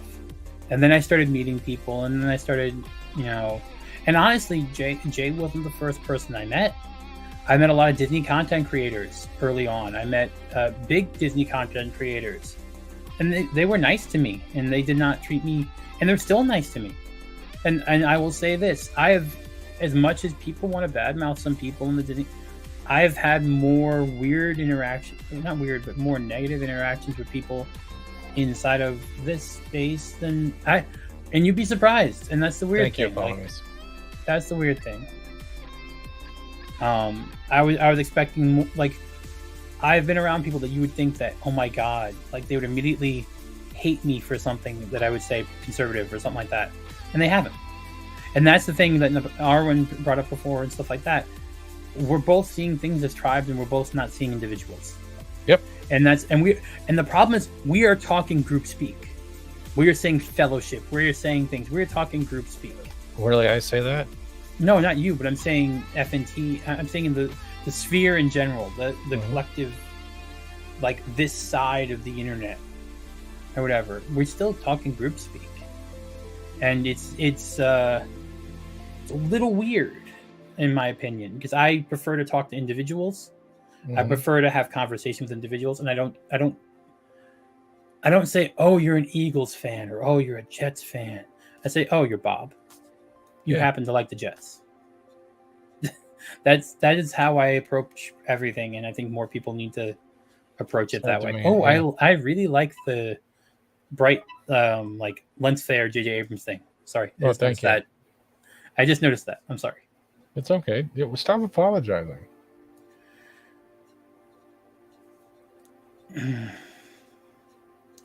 Now, that wasn't trying to be a depressing moment, okay? No. I was just the no fucks to give comes in many different ways, and it always comes at a certain point of someone's things. So yeah, I didn't mean to make anyone feel awkward. I'm not a drama channel. Fuck, there's drama channels. I could watch Tipster if I want to know about drama and shit. I don't even know who that is. Don't worry about it. I have honestly, I will say this, and this has actually helped a lot. I catch up as much as I can on the weekends on Sunday with channels that I follow, and I catch up on their streams that I miss during the week now. But doing that and not trying to be immediately at someone's live stream or someone's thing, it's kind of made things a little bit easier, because I was always trying to like pop in and make everything and say hello and all that shit. Yeah. And now it's just like I watch a replay, I leave a like. Like I don't even have the opportunity anymore. Yeah, but I get what you're saying. Me, yeah. You were unsubbed from my channel. Yeah, that's why I came in. I was like, I didn't even know you were alive. Well, like you said, that happens to people, right? You don't. Now I understand my content really is not your wheelhouse and stuff like that. I get it is now, because I've been learning more from Valiant and Pro. Yeah, so I'm starting to learn and adapt, so that's fine. But yeah, I get that breaking point thing. Like, I mean, I had to move my mom in with me. She couldn't afford her condo anymore. Yeah, I'll be moving in with you eventually too. Don't worry. But the people don't really know that. Like, it's just, there are things like and I will appreciate, like, I appreciated when Rogue tore her ligaments in her knee. A lot of people reached out to help. I'm not someone that accept, like, I don't really.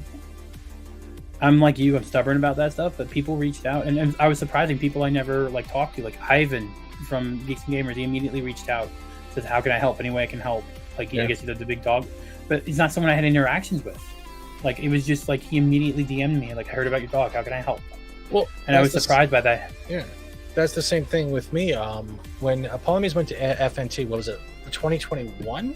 I think she got to meet everybody, and everyone was petting Simi and all that shit. But when she came back, she gave me a message, and it was from Gary saying, "I hope your dad's okay." And that kind of shook me, because that means they do listen, that they do follow on the Twitter, they do know what's going on, and it kind of broke me down, because it was just nice to hear. Plus, she sent me a shit ton of buttons and stickers and stuff that I still have in that bag. But it's the little things. That's where I'm saying where it comes. It's not about celebrity status. It's about appreciation status. Yeah, and that's the thing. Like, it does kind of. The first time I kind of got like an odd thing of that type of thing, and it wasn't from the FNT side of thing. It was a theme park channel here was streaming, and they had 3,000 people watching. It was Resort TV, and someone brought up my channel in the chat, and Resort TV knew who I was. I never met them before, but they knew who I was. Like, oh, the guy that I know who you're talking about, the guy who walks around with Salacious Crumb on his shoulder. I like his stuff. I'm like, I didn't know they watched my stuff. I didn't know, but the fact of someone in your space respecting you or caring enough and stuff like that is, and you don't know, and that's why I say, like, everyone's watching. Like even though we you had might have low like Mr. H showing up today was kind of interesting too. Like I didn't expect. I've had Tug pop up. I've had random gaming channels that are verified, and I'm like, all right, cool, and I appreciate it. It's like you don't like you said, you don't expect till it happens. I was not on Twitter for a long time, and I logged back in when I moved down here and started doing the social media stuff again. I didn't know Chris Gore followed me. It was still following me. Like I didn't know that. Like, and I DM'd him like, why are you following me? It's like, oh yeah, you did stuff. You gave money in for Attack of the Dock way back when, like when you originally put out to get money for it. I'm like, oh. And then he was like, I love your memes. I'm like, okay, cool. He's like, he's never gonna live down the Frank Gore shit. I was ready for that one. No, he's not. I did watch some of his trial thing today. I thought that was pretty cool. I did watch some of that. I like what he's doing. I like having the court sketch artist. I think that's cool. But yeah, it's just the thing. Like even, and I know this sounds weird, but like even after the first time seeing Krista randomly, she followed my Instagram and Twitter. Like she didn't have to. Oh wow. You're making me look cooler than I am. I'm sorry. No, it's cool. I like it. I like it though. I like you even got the city color scheme to go kind of. I really like what you're doing, man. I appreciate. But yeah, it's. I mean, yeah, I don't know. It's an interesting thing, and on the surface level, everything is kind of awesome. I won't deny that. I'm being around people that I don't think that I watched before. Like I watched FNT and Geeks and Gamers for a year or two, and now being around that is cool. Like I'm not going to deny that. No, you should. You're right. It does have magic surrounding it, Silicon David. This channel definitely does. What do you mean? What you're doing here. This is awesome. You're one, promoting someone's channel on your channel. You're having a great in-depth conversation. You're connecting with someone, and you're helping them out at the same time. How is this not something cool? How is this not something special? I don't have a short bus emoji. A short bus emoji. I'm trying to pay you. I'll stop paying you compliments. It's okay. It's just how I work, man. My sarcasm it gets to a lot of people. Oh, like I said, I'm a literal person. So am I. But I'm logic all the way. I'll have to play Cyberpunk at some point in time then too now. Go along with the art. I haven't played that game yet. I have to give it a shot. It should be go good with the updates. Plus, they have the DLC dropping in the beginning of the year.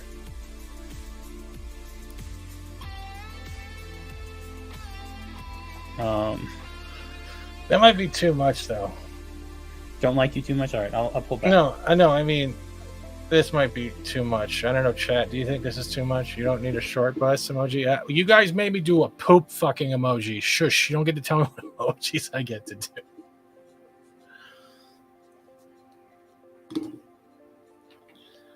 Yeah, that turned out different than I expected. Is that too much for you?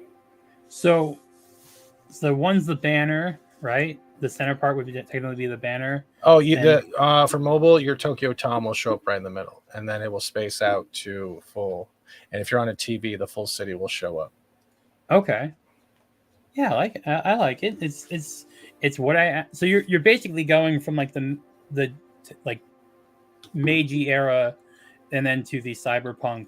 You mentioned cyberpunk. Yeah, I think this is one of the screenshots from Akira or Ghost in the Shell. Yeah, it looks like Ghost in the Shell more so than Akira, I think. I could be wrong. Akira's a great movie, man. Oh.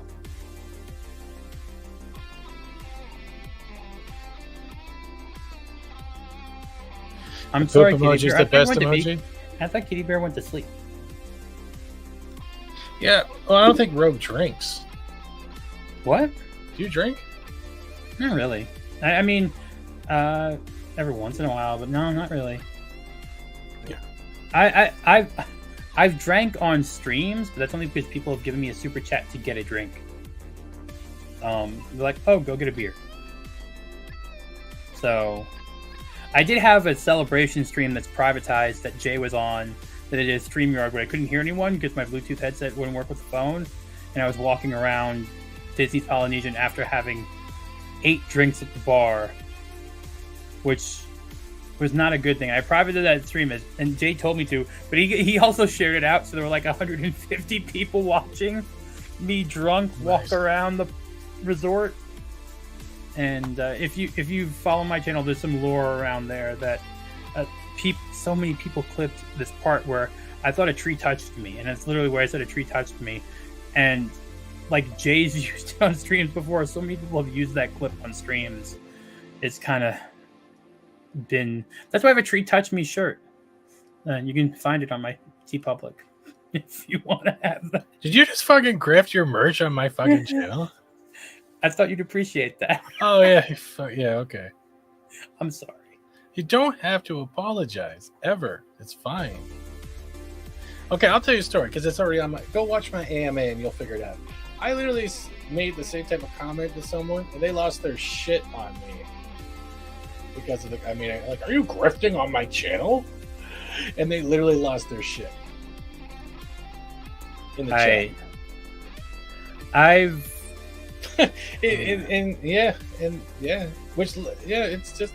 It's funny. You get a joke. If you can't get a joke, why the fuck are you here? I don't know why people. I don't know. You can't figure it out because it's just fucking stupid, right? It sounds childish. Oh wait, that's my problem.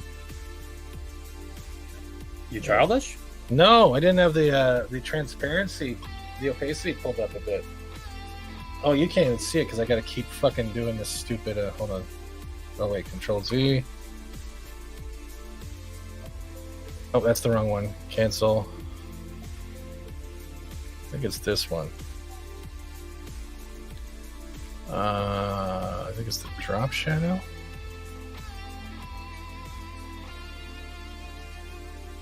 I've had some weird shit. Like when I get chances to go on like with Pro or Valiant, I like having a good time. I like kind of taking off those, but also listening to the business at the same time, and I love doing that. Like I love getting on the panels and having a good time. But also, you have to have the right flow with people.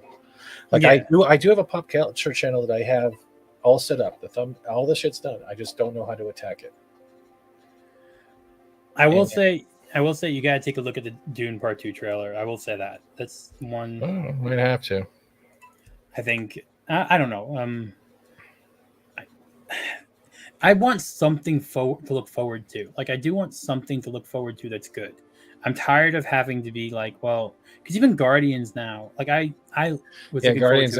Guardians looks like it might do shit because of how this. But I was looking forward to it, and now I'm not.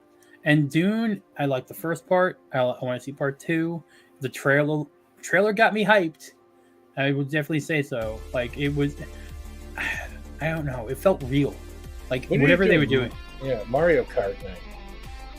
The Mario movie? No, Mario Kart Night, because I have a Switch just sitting here that I haven't touched in years. I have to get a Switch. I don't have one. Get the Zelda limited edition one for. I probably will. Will. I've already been yelled at enough by people in G&G, like, why don't I play Mario Kart? Well, like, I bought a PS5, not a Switch. I got a PS5 too. Yeah. I have to. I don't know. It's also time, but I mean, summer I'm changing my schedule around, so I will be in the parks earlier, and that way I can not have to be there when it's 100 degrees. So that's why I've been starting to do some earlier stuff, which luckily people have been showing up for. I was afraid that like YouTube would be like, no, you're not streaming at 3 o'clock like you used to. You're not going to show. Twitter me your email quickly. Let's see how this looks on your channel. Sure. And I will email you the JPEG, and we'll take a look at it.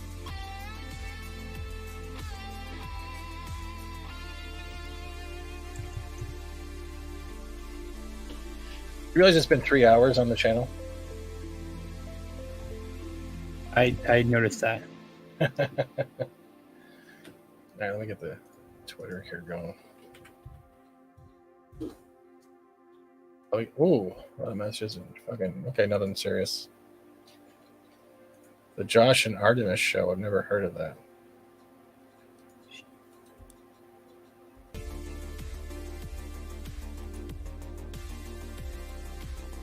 Twitch, baby.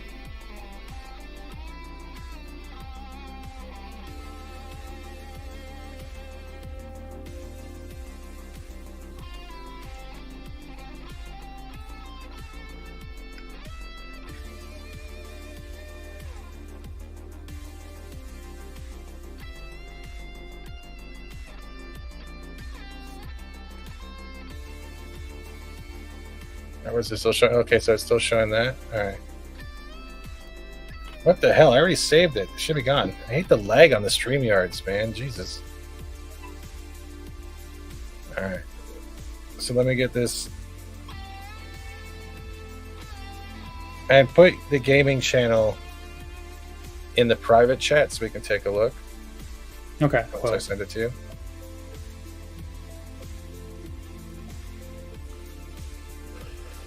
It's from my, this would come, this is against my professional email, so you'll see it.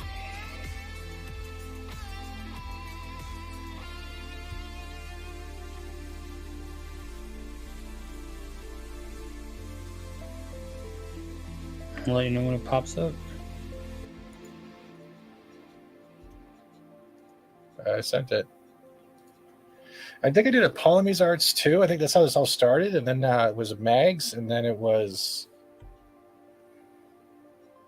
a Dega, and then we had CC Karaoke last week, and you're the 4th or 5th, and then Right, I think Brombull's next week.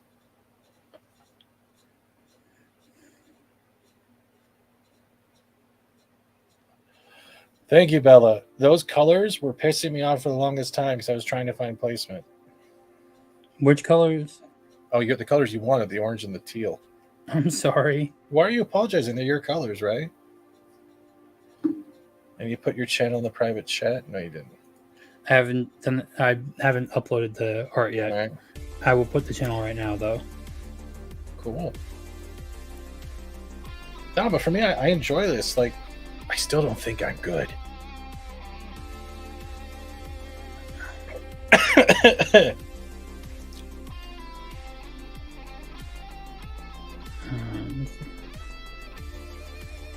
have to get to that channel now. I gotta do work. Steven making me do work. I want mine redid one day and want to add more shimmer and sparkles. Yeah, I'll be banning the pink on that whole stream. All right, we're gonna get the channel because right now it's got 2 subscribers. I don't know how it got 2 subscribers when there's been nothing on it. But let me get the artwork uploaded onto the thing. All right, present, share screen, Tokyo Tom. Wow, that is fucking bland. Oh my god. Well, there's nothing there yet. I haven't used it yet.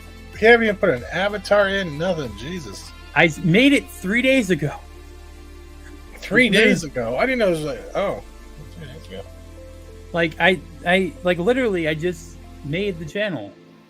So I have nothing there yet. I'm gonna have to get. You don't have to adjust the size either in the customization. Just upload it as is. Okay. He uploaded it to my drive.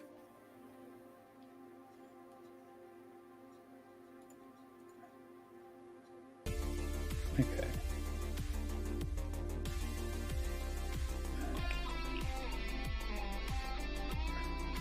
Sorry, it's taking a second to. No, that's his main channel. He probably likes it. The gaming channel has no content. What did you say? She thinks she was putting in the wrong channel the whole time. So I was like, no, I don't think so. No. The gaming channel has no content. This is him helping me out to get some nice channel art so I can start doing gaming stuff and look all nice and pretty. So I thank him for that. I go to customization, branding. What was that? Screaming goat? Stream Deck. Yeah, pretty much. Oh, I didn't know you had a Stream Deck. That's kind of awesome. I need to get one of those, all nice and fancy. Yeah, Elgato, just go for the 15 button. Alright, and upload. Publish. Like I said, I've been using an old computer. Sorry. Wait, why are you apologizing to me? I'm apologizing to the chat. For what? They're here watching. Should have uploaded. Customization, branding. Yeah. Publish. I uploaded photos. And it's here. Now I have to download. And while we're Now- doing that, just keep it as it's going. All right. Now I can add that. A new one. Find it. No rush, dude. It's no rush. It's 10:25 There we at go. night. You're good. All right. So I'm just going to hit done.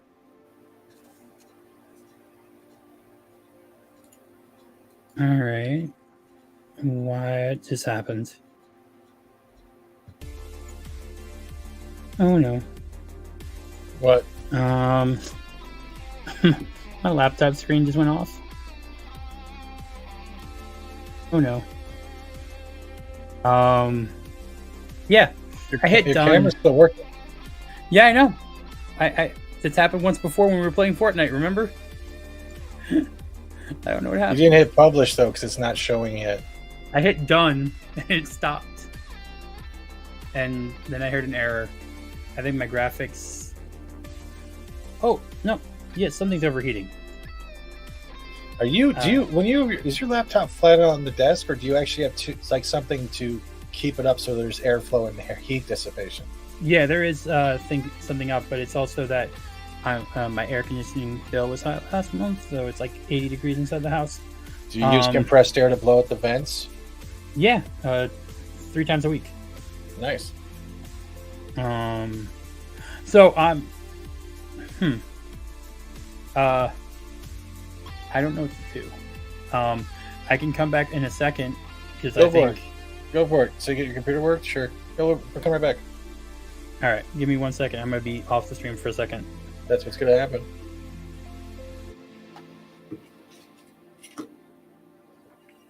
Rogue technology.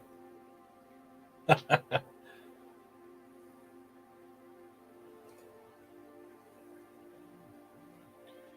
didn't even check my phone. Jesus. Oh shit. I think I didn't email something. Hold on. Close.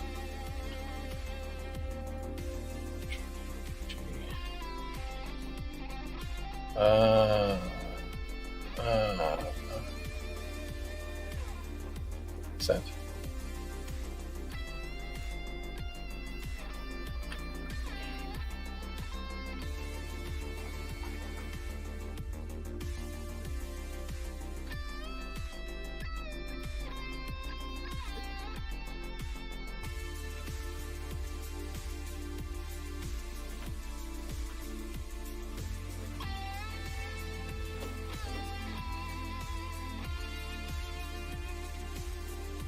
Now we're waiting for Tom to come on back in chat just to see what's going on.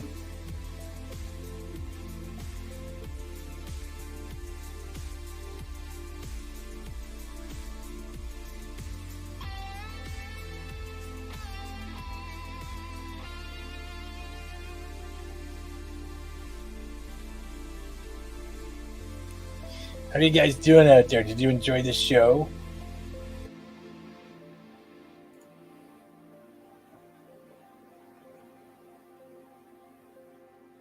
I hope I didn't break his computer. That would suck.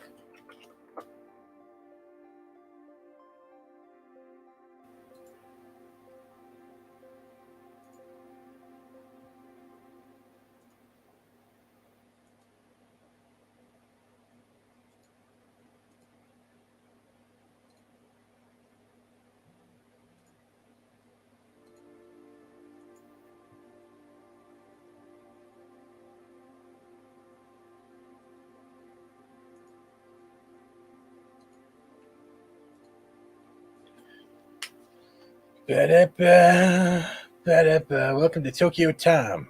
So sorry, OD. I didn't do it. He did it. I still got chicken in the fridge too. Ripperverse emailed Guardians just Mumble Edition started streaming, blah blah blah. Double Dragon gated. What the fuck is this? Okay, so he's talking about Double Dragon, and now Double Dragon gated Rise of the Dragons announced for PS5 and PS4. Huh. How bad is this gonna look? Oh god, they ruined Double Dragon. They did the small body, big head cartoony style. That's just...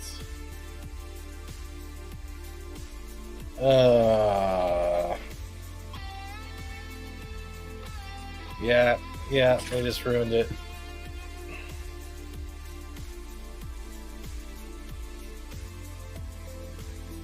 Sorry guys, trying to get it worked out. Waiting for Tom to come back.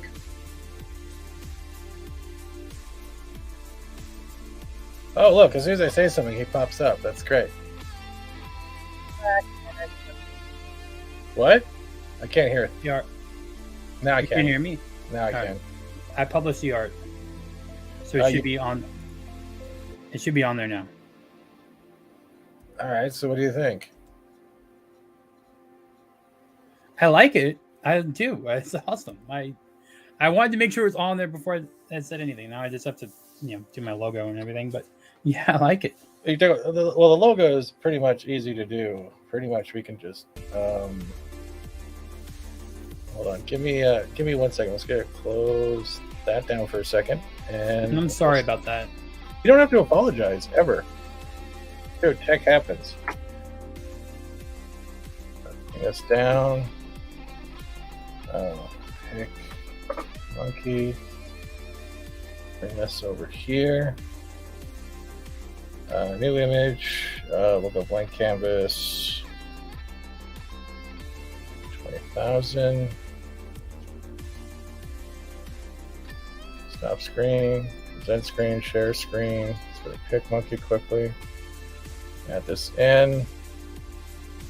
All right. So now this is where I've done all my shit. Usually this is where I got practice to. All right. So let's bring this down to about there. Hey, X-Wing. Hey, X-Wing. What the hell are we doing? Give me 1 quick second, X-Wing, and I'll show you. All right, so textures, add textures, do. Tom, fade. Oh, damn, that's not going to work the way I want it to. Give me 1 quick second. Let's go back to here. Stop screen, present screen, share screen, window. Pop that back up. All right, so it's called as channel art, X-Wing. We do this every Wednesday. You have a talk, I do your channel art and shit. He's helping me with my gaming channel art. Yeah, so right now here, let's just go to here. Let's go to new. Let's make it a 2000 PPI. All right, next thing we're going to do is get rid of that, get rid of that, get rid of that, get rid of that. Get rid of that. Okay, next thing we're going to do is pull this.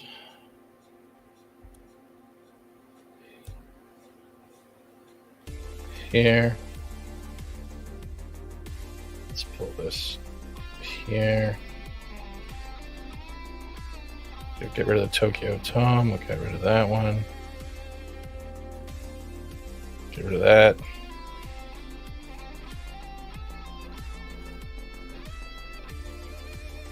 Get rid of this.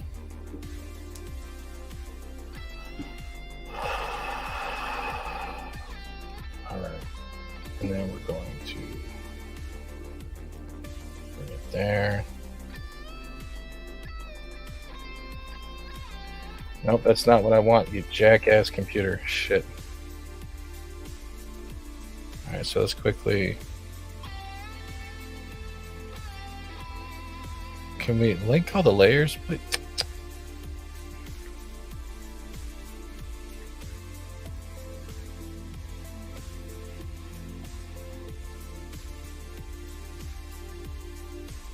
Can you stop? Select all layers. Just give me a link. Okay, no wait. Control Z. Escape.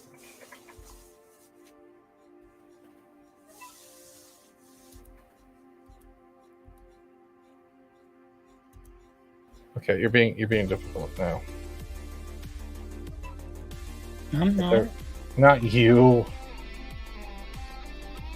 Select all.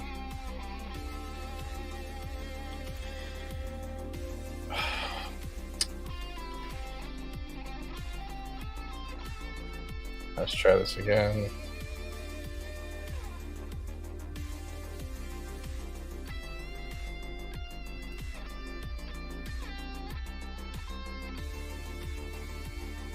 Damn it, messed up. All right.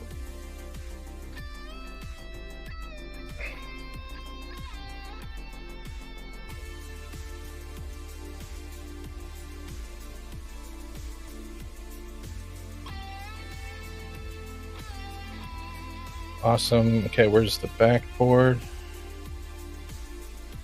All right, background.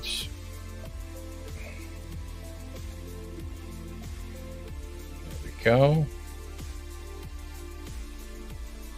File. Export as. Let's just keep it as a PNG. Export as logo.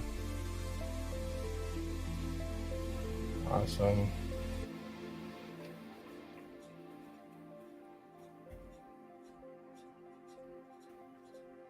Back to normal.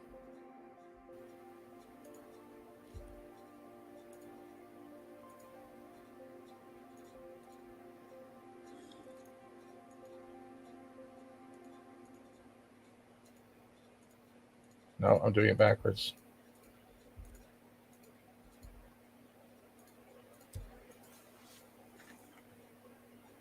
Okay, we'll stop there. Control S. Stop screen. Hector, I have to get you on one of my perfect park days in the future. Yeah, It's fun seeing you at Epcot that one time. At band camp. At band camp. There was no flutes involved.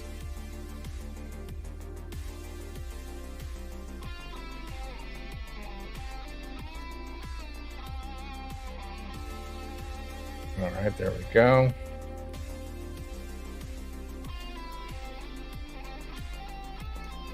Let's change the color. Well, actually, no, we don't have to change the color. Let's just add the texture.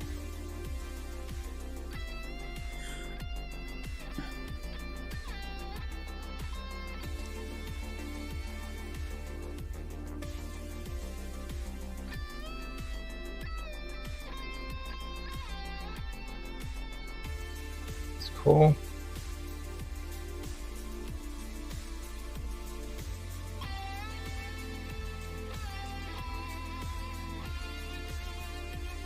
Done. And we can make this black so you don't have to worry about any stupid outlines.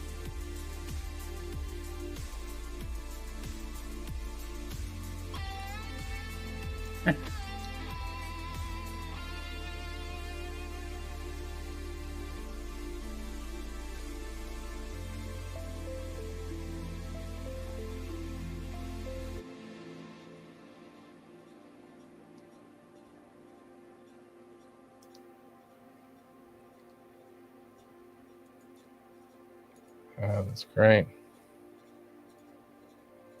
Inner shadow.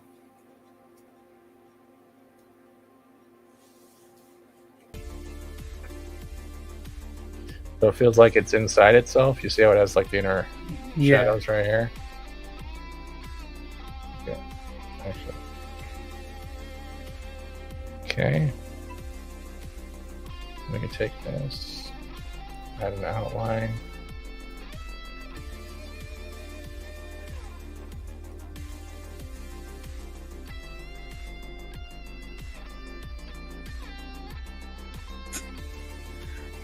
kind of does. Dylan, who's your daddy? Oh, wow. I didn't realize how much that name was. Hoosier. Yeah, who's your daddy? Yeah. Good movie, Hoosiers.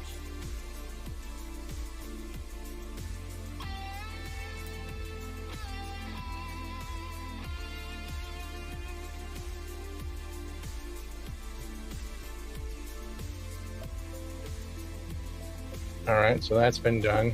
So let me just pop over to my email. You still have your other channel still open, right? Hopefully I don't break it again. Yeah, I know. I still have it open. I think it was just a... You can always I get don't know. something different later, but try 49 as your logo, see if you like it. Okay.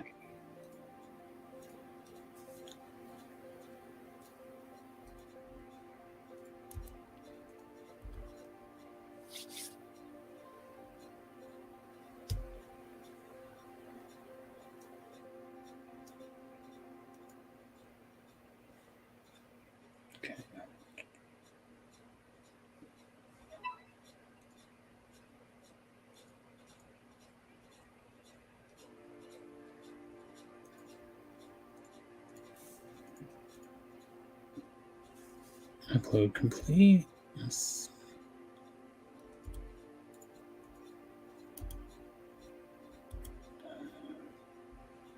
Okay, customize channel, branding.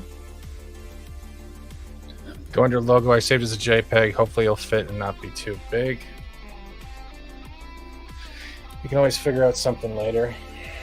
Yeah, it fits, and it's published. So it should be on there now. There you go. Now I just have to actually start putting stuff there. Yeah. Which Sunday will be probably my first stream on there, or mix of streams between there and my main channel, to bring people over and just do like a channel redirect. I'll try to make a little more cleared up one so the character pops out more, but right now it looks not bad.